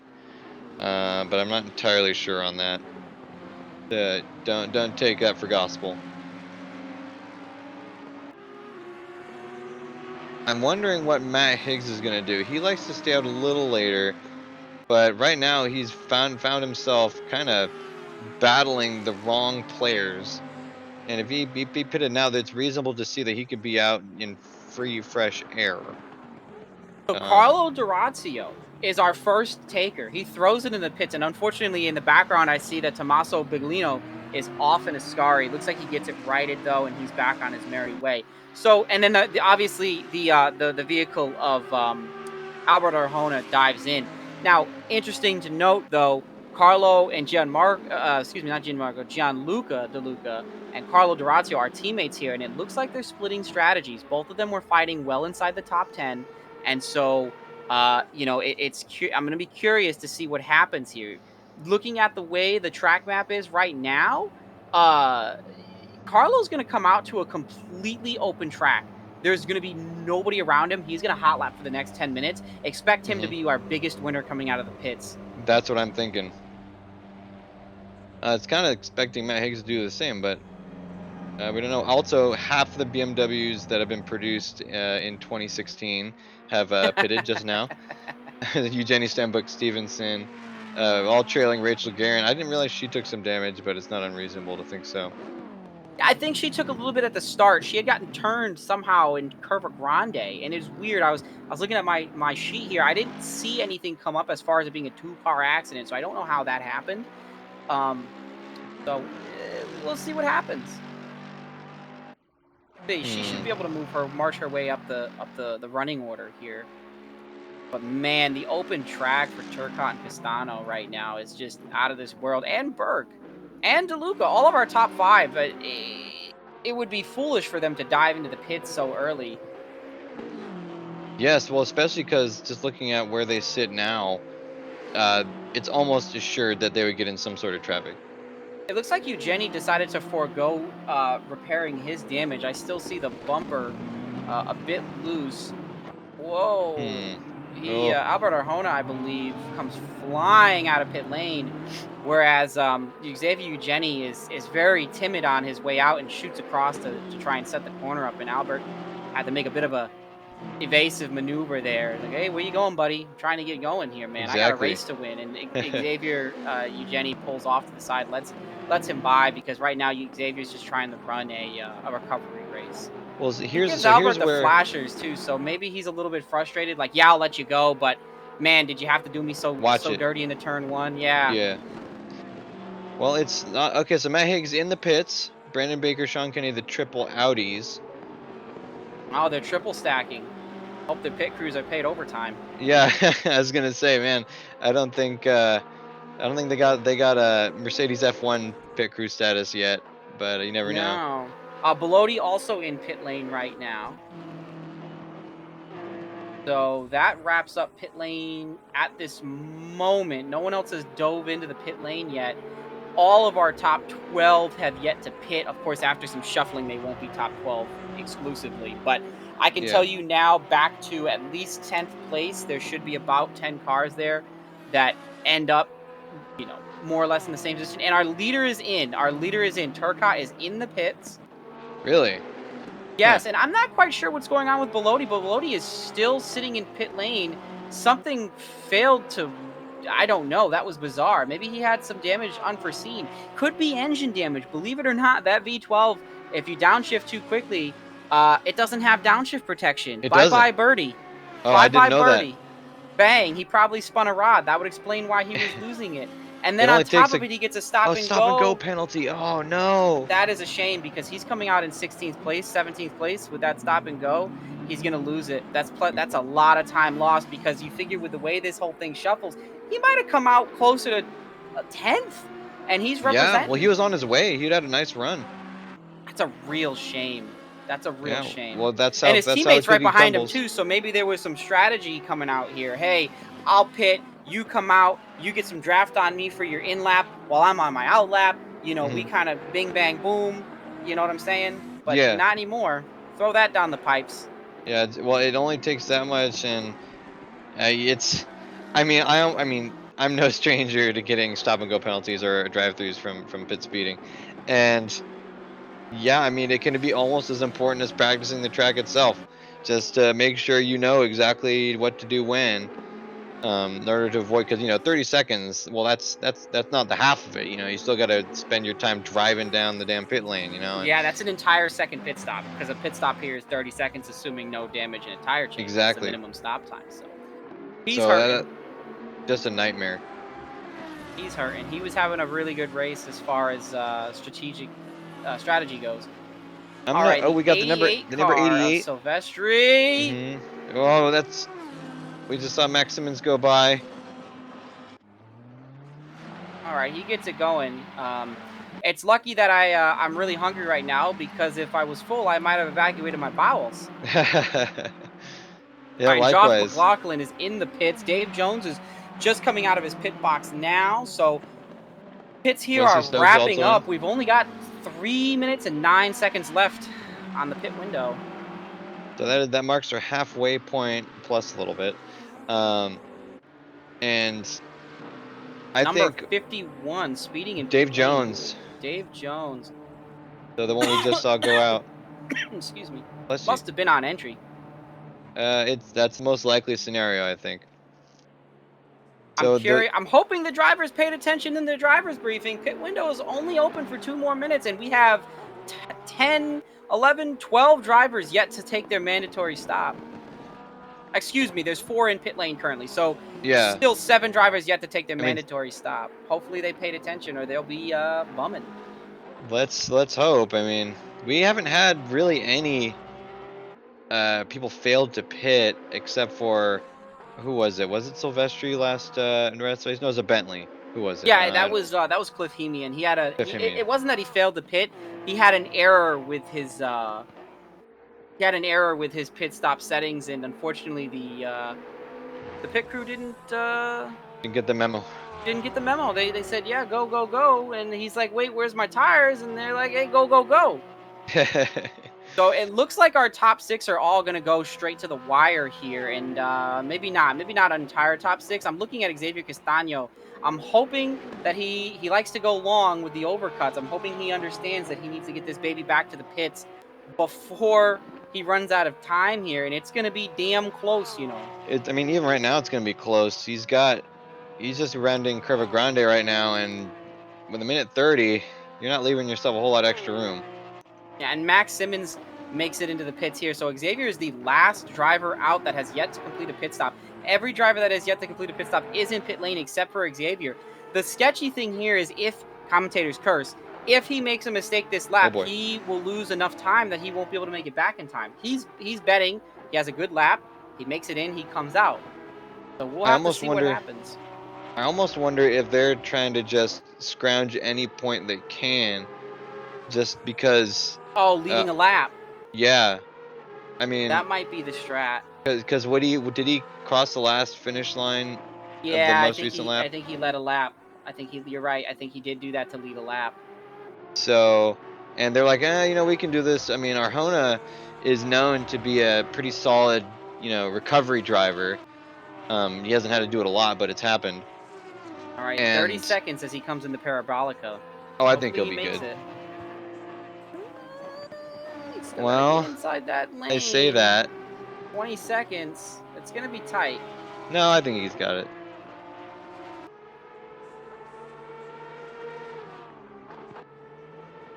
Now he just has to not get a penalty here. Commentators I think curse. He might have got a speeding penalty. That was pretty hot. That looked pretty hot, yeah. Well, we'll have to see. Made it only time will tell, I suppose. With those and if he gets a speeding penalty, that's a huge blow to AXRT. They were looking for this one to be a big, big comeback, and we'll have to see. And Xavi is a man of few words, but I can tell you right now, if he got the speeding penalty, you're gonna hear this. Damn it, I got the speeding penalty, and that's all he's gonna say. Damn it, I got the speeding penalty, and that's all you need to know. Yeah, that's all you need to know. Now, while there's a little bit of a lull in the action here, I can actually give you some anecdotal stories. Xavier over here has been known to 3-wheel a red Clio around the Nürburgring in his spare time. Yeah, apparently he's too much and too hot for the car to handle. So, all right, let's see if Xavier got that speeding penalty as he leaves pit lane. No. All right. No, it was just perfect. Very lucky. Oh, and there comes the leader. He just lost out to Turcotte here. And he's also on cold tires, too. So Turcotte, nice heated up set. He's got his teammate next to him. His teammate Alex Shine is going to let him through and fall into line, so to speak. Shine's a good driver. He wouldn't do anything crazy. This isn't Ferrari. It's a Mercedes. Right. So speaking of the team AXRT, let's have a look at their Pro-Am, right? Those standings. AXRT, they're our pro team. Okay. They're one of our main pro teams, yes.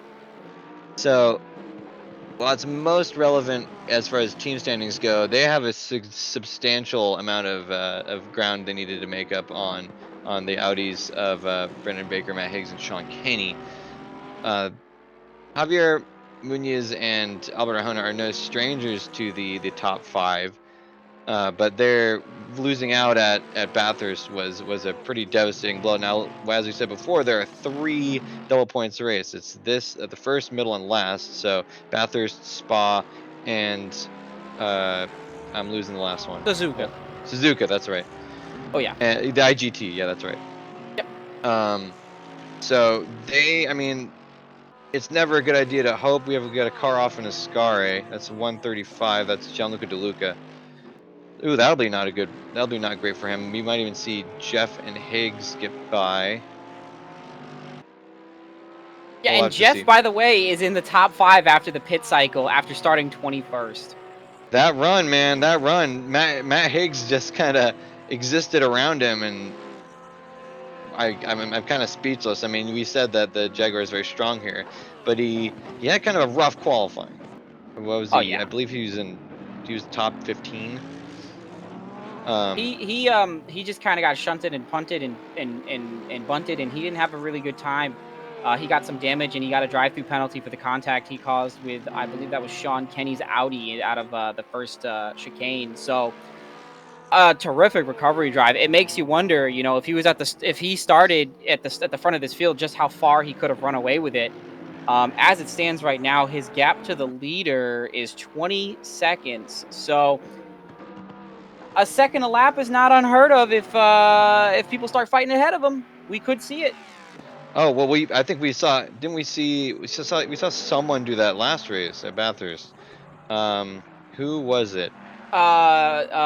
Excuse me, It Lugosi was chasing Lugosi. That's right. down Xavier. Because he had nominated. Did he win a driver of the race or He best did. driver? He did win driver of the race by public vote. So Oh, Jean-Luc Deluca, Lesma 2 going spinning again. Oh, he ends up recovering it. That was a good recovery. wow. And there Jeff picks one more off. Yep. He's on his way to a podium. Exactly. Yeah, let's maybe have a So look Jeff at. is 10 seconds back from Burke as it stands right now, about 10 and a half seconds back. Mhm. So that is very, very doable. Now, the other thing is that we've seen Jeff be remarkably consistent in the last few races, not only in this series, but in past GT Challenge. However, he has been known to outdrive himself sometimes, especially when he starts getting near the top of the pack. I don't want to commentators curse it because he's having a great run. I mean, I think we called it for best driver so far, or at the start of the race rather. But it's just as much his race to lose. So we'll have to keep an eye on it, as well as Arjona, who has made his way back up to 16th. Yeah, I'm looking at the timing right now as you speak. I'm telling you, we're starting to get that chemistry. We're on a different wavelength here. Arjona's last lap was a 49.0, which is less than a tenth and a half off of his best lap of the race, which was a 48.9. Yeah. So, excuse me, 48.8. The only driver within 6 spots of him that is running anything remotely close to that is his own teammate of Wesley Stokes. It looks like Wesley Stokes has finally figured this car out. He just hit his best lap of the race of a 148.75. So these Porsches are starting to find it, and I wouldn't be surprised to see both of them land in the top 10 perhaps. They're really pushing. It's certainly possible. We got Brandon Baker in the pits. I'm not entirely sure what happened there. I didn't see any yellow flags or anything. So maybe it was an unseen issue. He's So got but a that lot of damage. Something happened to him. that affords Maximin Jean-Barker, Wesley Stokes, and probably a couple more. A couple of free spots. Looking at my information here, unless there was a car stop that he avoided or something like that, it looks like it was a self incident. There's no declared contact on ACC between him and another driver, simply himself. What a shame, but sometimes you're your own worst enemy, right? Yeah, we might need to see what's going on with McLaughlin and Durazio. Speaking of, I was checking my incident report sheet, my live incident report sheet from the on-track stewards, or excuse me, marshals, and one of them is reporting to me that there was contact between Josh and Durazio, and now there's a second and a half gap here. So one can only assume that there was some type of chest bump here, giving Durazio a moment of reprieve. Hopefully, it wasn't anything too serious. Durazio's car has damage on both sides. Just a Maybe it little was bit. some door banging. Wow, and there goes Oh, Aldian. a Woo, dive, a woo. hard dive with Aldian on turn 1. Oh yeah. Now we were talking about how sad the BMWs were doing, and all of a sudden they're out here just banging down positions. So Yeah. we'll have to see what happens. It's Not not out of over the till the realm of fat lady possibility. sings, right? Oh, I can't say that, can I mean, I think the fat lady's proud of being fat, right? Am I? I misunderstanding the innuendo there? I mean, it's okay. I don't know what the innuendo there is, but I don't know. Look, Queen Latifah, she a big lady, but she got a big voice, and sometimes you need those things. So, yeah, that's fair. I say we let it Meanwhile, slide. John Barker getting hunted down by Wesley Stokes, we were talking about earlier. Wesley's on a bit of a tear. He's got down about a second over the last couple of laps, and now he's trying to find a way around the Aston Martin. Two very good sounding cars as a sidebar. Yeah. The battle here with Wesley Stokes and John Barker. Again, it's so unfortunate what happened to Bilotti, because if not, Barker was actually behind Bilotti. So, do the math here. We would be seeing 12 13th for those Astons, which would be a really great drive for a silver pro am team, excuse me. And it looks like he's just going to let Xavier by. He doesn't want any of that. He knows he's a lot Oh, faster in the straightaway. speaking of BMWs, Brandon Stambuk, well, he was sitting on the track right before first chicane. Not sure what happened there. Maybe we'll get a look see. Nope.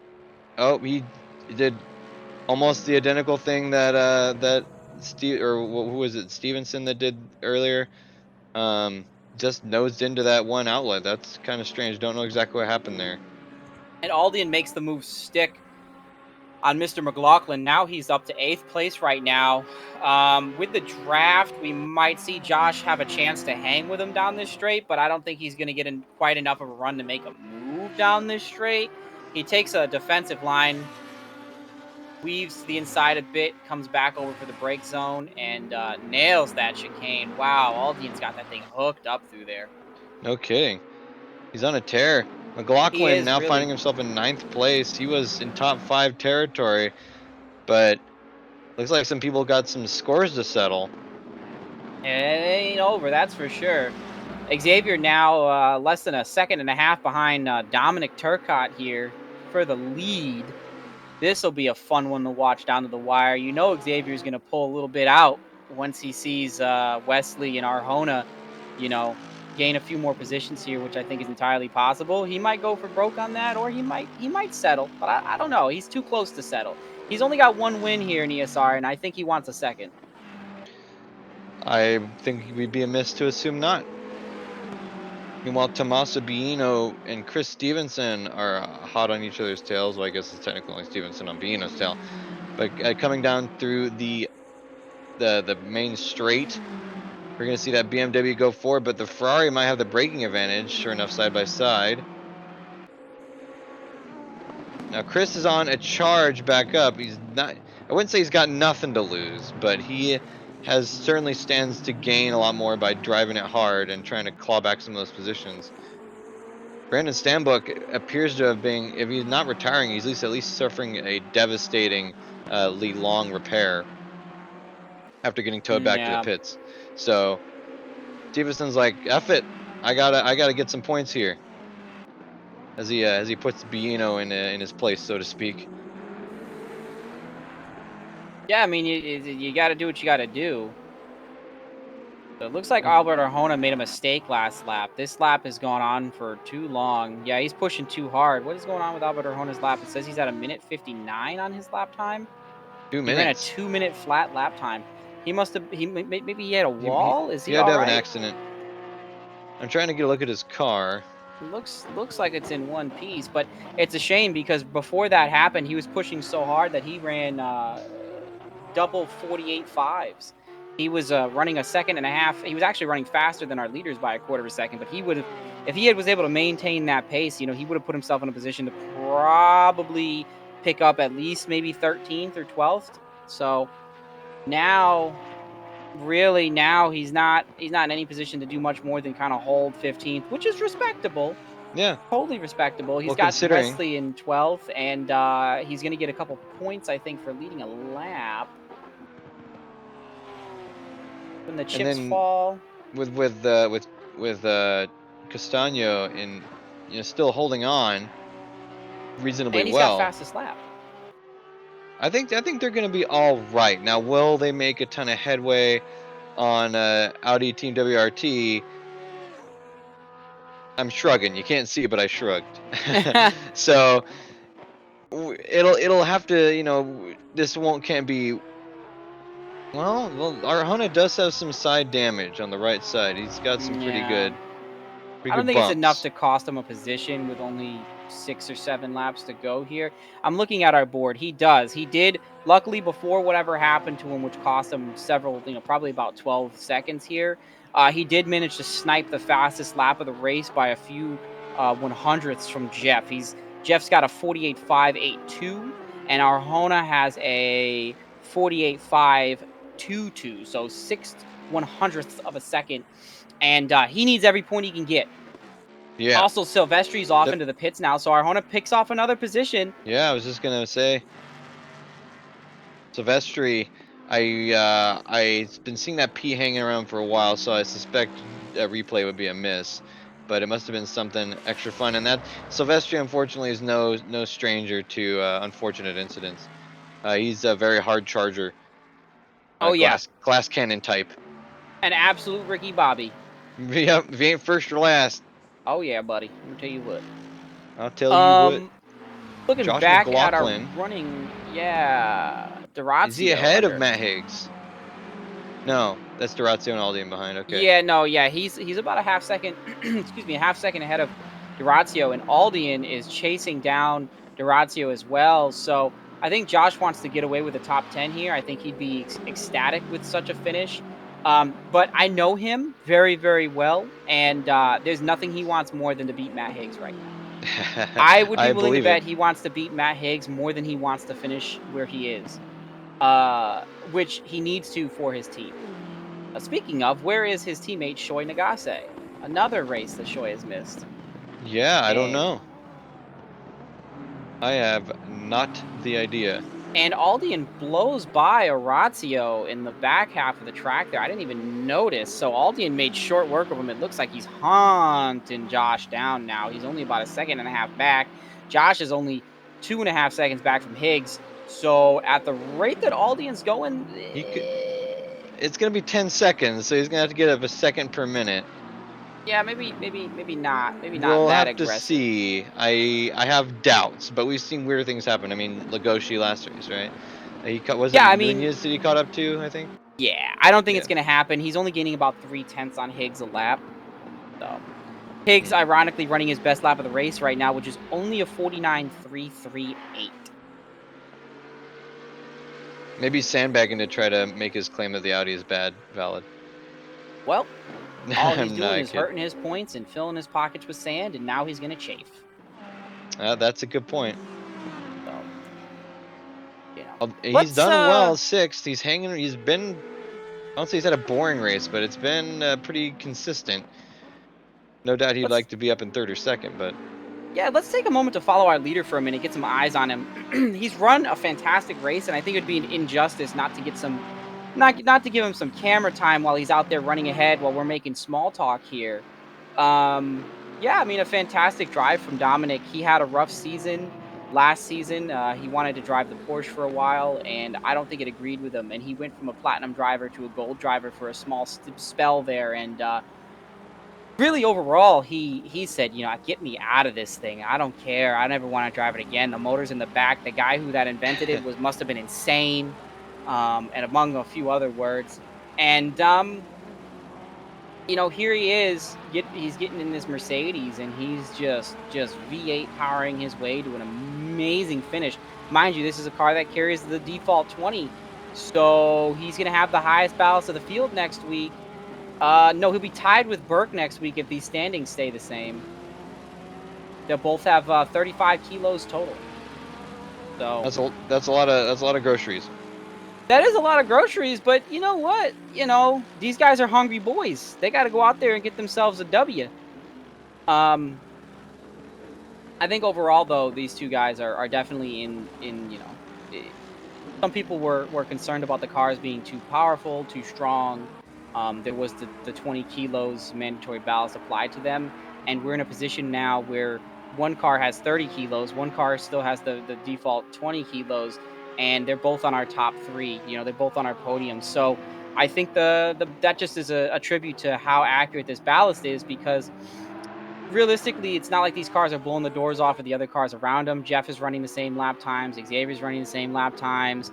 Um, Arjona, Wesley, Aldian, McLaughlin. There's a lot of guys. Stevenson before his accident. There's a lot of guys out here that can run the same lap time that he's doing it. He's just doing it more consistently and keeping his nose clean. And no amount of ballast will stop that. It looks like we've got a car stopped coming out It's of the a number Ascari. That's 16. Bellotti. Bellotti, Arthur Unfortunate. Bellotti. Hopefully he gets it started and rolling. He's got a lot of damage. Luckily, his steering wheel is straight. This car is really resilient. I've driven it myself, so it takes a lot to throw the steering wheel out of whack. British Engineering. Oh yeah, that does not look great. Yeah, but as long It as the seems wheel like is straight, 6 minutes the is fine. Bring it yeah, it home, seems like buddy. the exit of Ascari is the graveyard today. Had a nice huge chunk of incidents around there. And controversially, I'm not controversially, but oddly, I should say, first turn has been mostly clean. I mean, we've had By a the way, couple of this is for stuff. position behind him. And they split him. Oh, they split Shades him. of Schumacher. That is epic. Are they Wow. gonna be side by side through the next turn? I think. Nearly. Wow. Oh, Now, when I see that, I can only think of one thing, and I know you're thinking of the exact same thing, aren't you? depends. Camel straight? Yep. Oh boy. Oh man. What a moment. No kidding. My timing is all messed up again. I'm trying to shuffle around and find that battle we were just watching, but that's not. Well, if you want to talk about a battle, we've got Josh McLaughlin and Carlo Durazio. Carlo Durazio will not give up. This guy is like the clap. He just keeps coming back. And now he's all over Josh's rear end coming through Ascari. Josh gets a bit of a better run, and he says, you know what? That's fine. Take your run. I'll see you around next time. I'll get you on the flip side. And, we're going to see what happens here. We might see Carlo Durazio and Gianluca De Luca. I apologize for getting that wrong. We were probably going to see them finish together in the top 10, one in the top 5. That is enormous team points. That So, would be definitely helpful in their battle. I kind of wonder who we saw shuffle out, because Josh McLaughlin was in 8th last I checked on him, and now he's in 7th. Was it yeah, and Durazio that he Higgs passed? was ahead of him. Jeff was ahead of him. DeLuca was ahead of him because DeLuca had a spill and recovered it. He got it gathered up. Burke's still there. Max Simmons, by the way, into Up into top 10th. 10 in the Rex, getting it done. Now, I heard that he had a secret mechanic working on that car for him early this week and getting him something sent over. So maybe he's got a little bit of a little pixie dust, a little Peter Pan in There's his a little pocket. bit of poaching going on. Got some Maybe some nice Tinkerbell. eggs in the basket. You know what I'm saying? I don't But know. It seems kind of fishy. something smells in here, and it's not me. Well, it might be you. Maybe you're right. No, it's probably me. That's probably. But yeah, Maybe. he had a good qualifying, and then kind of got it swiped away from him a little bit. I do hazard a guess what would happen if he had not got tangled up in that accident at the beginning. Yeah, I mean, he was in a position where he obviously could have walked away with possibly starting on pole position and really doing all that fun stuff. And who knows where he'd be now. He's fighting his way for a top 10 finish after starting, I'm pretty sure, nearly, if not dead last. I want to say he was 24th or 25th. There ain't much more behind him. And Max Simmons is saying, oh my God, let me get this race over. I've worked so hard for this. I've gained a billion positions. I'm in the Rex. This is the Rex's second best track, maybe best track on the whole series. And I really just want to get this win because, for him, it's a win. Last week 2 weeks ago at Bathurst, he was fighting his way. He was clearly going to end up in the top 10 before he had some team-on-team violence. And Yeah. so he was in a position to just do excellently. And I don't know, watching Aldian close that gap under braking makes me think maybe he's overcooked his brakes a little. Maybe he's a little too aggressive on them, not getting the stopping power. It's possible. He's got 2 laps, or well, where's Turcotte? Yeah, he's probably got 2 laps left, I think. Yeah.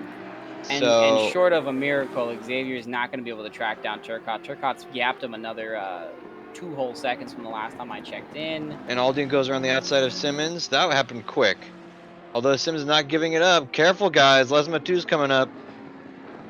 And Max Simmons lets him have it. He's like, okay, all right, fine. If you want it so bad, Maybe this not. time you can have it. Maybe not. He's set holding him on, up. though. He set him up. He knows his car is good here. If he gets a good exit here, which he did, yeah, here we go. He set him Now up the bomb. This is the dangerous. But now the dangerous. graveyard approacheth. Oh, they're going side by side through Scary. Wow. Backs off a watch little those bit. Turtles, Max. Wow. He keeps it together. That was a good move. Max Simmons is no stranger to being ballsy. It's unfortunate that it's seems like a coin flip whether or not it works out for him.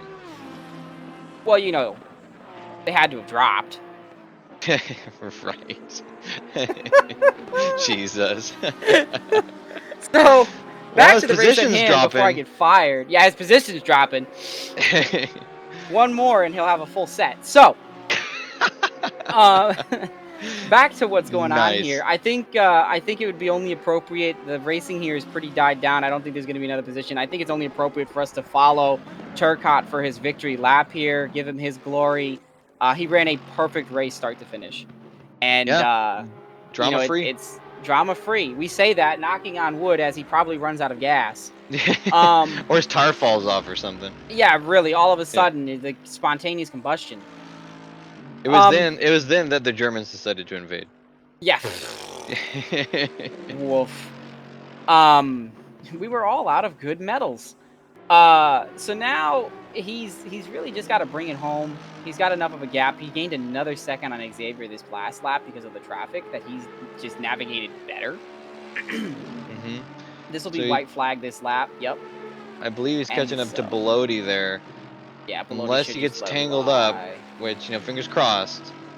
Bellotti's a great guy. I don't think Bellotti would do anything to harm him or any untoward move. And you know what? Bellotti says, I'm just going to do the faux chicane here and let him through.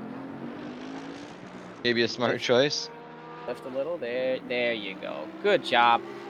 I totally understand why. He goes, you know what? My car is wounded. This guy's the leader. I'm not taking any chances. He can have it clear as day. And you got to respect that. That is ultimate courtesy and sportsmanship. And I guarantee you that'll come around back to him. There'll be a time, if he races long enough, there'll be a time when Turcotte's on the receiving end of a bad shake, and he's going to say, you know what, Bellotti, have an extra car with. No. Yeah, I mean, a little bit of kindness goes a long way when we're all. It's hard to realize that we're all friends here. We're not after just death, right? We want to have a good time and be competitive, have some racing, do some bumping, but in the end, we're all just out here to make sure that everything stays safe, and someone wins, but oftentimes there's luck in the way, and you just got to recognize that this isn't my fight to fight. Yeah, absolutely, and guys appreciate that. There's some unwritten rules of racing, and they're a little bit funner to break, and I think guys give a lot of room for that sort of thing. Yeah, we see. I believe that's Albert Arjona letting the leader by. He says you can have it. Unfortunately, because of that, he's going to have to run another lap. I think he has to run another lap because he let him by. Wouldn't that mean? No. He doesn't have to run another lap. Yeah, it means he wouldn't have to run. Maybe that's why he's like, we'll put a cork in it. Or maybe I'm wrong. Yeah, no. It did work. That was checkers for him. All right. So with that. At the last second, Rachel Guerin had a tear. She got by Stevenson and was about to make head on Eugenie, but didn't end up happening so much. But she got close. It was the last minute, a little bit of drama going on.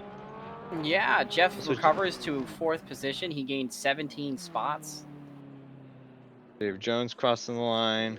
Got DeLuca here, rounding out our top 5. Matt Higgs coming in 6th. Josh McLaughlin. Josh McLaughlin. Mags in 5th? Did someone leave? Who? Yeah, someone might have left already, but that's okay. The results should be correct. And if not, it's on film. People going back to the pits. Yeah. We got Jean Aldian, Sean Kenny, Mr. Max Barker Simmons. here. We got Tommaso Biglino, Brandon Baker, Gianmarco Silvestri, and of course Stanbook and Archie leaving it in the pits. Very unfortunate that their races ended the way they did, but I think the team of Butenginian Racing will be very pleased with the drive of Max, the youngest driver on the team, but definitely not the youngest driver in heart and ability, pulling out a huge win there Oh, for definitely. the He's had team, in my opinion. he's had struggles with just technical difficulties, and he was just we were talking earlier. He was just stoked to be back, and he's clearly putting it to good use. Oh, So absolutely. A banger of a race for him. So real quick, gonna go over the results just before they disappear, and I'm left with my pants down. We got Dominic Turcotte finishing off for first place. Javier Castaño following in second. Andrew Burke in third. Jeff with a nice charge up to fourth. Gianluca De Luca, our second Ferrari, in fifth. Matt Higgs holding on to sixth valiantly. Josh McLaughlin. Didn't think we expected to see him quite up so high, especially in that McLaren, but doing New Zealand proud, mate. Um, Yes, and I'm sure he's going to You're leave the race after horrible. that. You're Carlo horrible. Durazio in 8th, Sean Kenny 9th, John Aldian in 10th, Max Simmons 11th, following up. So it looks like there was, just timing weirdness with people leaving. Wesley Stokes 12th, John Barker 13th, Albert Ahona, and our top 15 rounded out by Javier Eugeni. So the BMWs, some of them were able to claw their way back. Albert Ahona, nice charge up to 14th after that nasty wreck with Archie. It's a And shame. It's a shame what happened there. So we'll have to see what happens in the review. I will say, beautiful start to this race. Oh yeah, it was nice until that incident with Archie and Arjona and what happened after that. I have no doubt we'll have some words with them after that. But until then, at least, it was very clean, very respectful, very excellent. I speak no hyperbole when I said that I was blown away. Yeah, as far as Monza goes, that's about as clean as you can get for the first couple laps there. It is unfortunate what happened with Archie, but to be honest with you, I think the incident with Archie was the only incident that I saw that was some case, at least live, was some case of not on, maybe not on his part. His part, you will have to see go to the replay and review and all that sort of thing. But the only incident that I saw during the whole race that was particularly egregious was the lack of awareness by drivers heading into a spun car. So, other than that, the race itself was very, very good, very reasonable. It was a good race. Good job, everybody. You love to see it. Yeah, So, absolutely. Well, we don't have, sadly, as always, we don't have much time before the next race kicks off, so we're gonna have to terminate it pretty soon. But I've been Cole McCray. That is Justin Swan. We are ESR for the 2016 GT Challenge. Join us next week, or next time rather, Imola. That is next week. Yeah, Imola, May 23rd. Visit us, esr-race.org. We have a Discord. Like us on Facebook, Twitter, YouTube, all that good stuff. If you like any racing at all, sim racing, fun racing, we do Wreckfest. So you have no excuse not to sign up, basically, is what I'm saying. absolutely, it's the ultimate racing thing. That's what I'm saying. And we really are a family. Like, we always, I think I could maybe count on my one finger the number of bad people that we've had, at least as long as I've been here. So, I agree. Yeah, it is a you great, should join. It's a great good time. place. Absolutely. So we'll not take up any more of Martin's time and Race Room's time with what event they have going on. They have, if you want to switch over to that, they have a wonderful, actually I think it's pre-recorded, but they're working on a wonderful series as a tribute to Sabine. And Sabina Schmitz. Yeah, who recently passed away. She was the queen of the Nürburgring Torchlight. So check that out on our YouTube channel, ESR Race at YouTube. So I am signing off, Cole. You have a wonderful day. I'll see you here next week. Same time, but Yep, I think that sounds like a good plan. Sounds like I a would not plan. miss it for the world. All right. So everybody out there, have a great day. You too, Justin. Everyone out there, stay safe. You know, do good, and we'll see you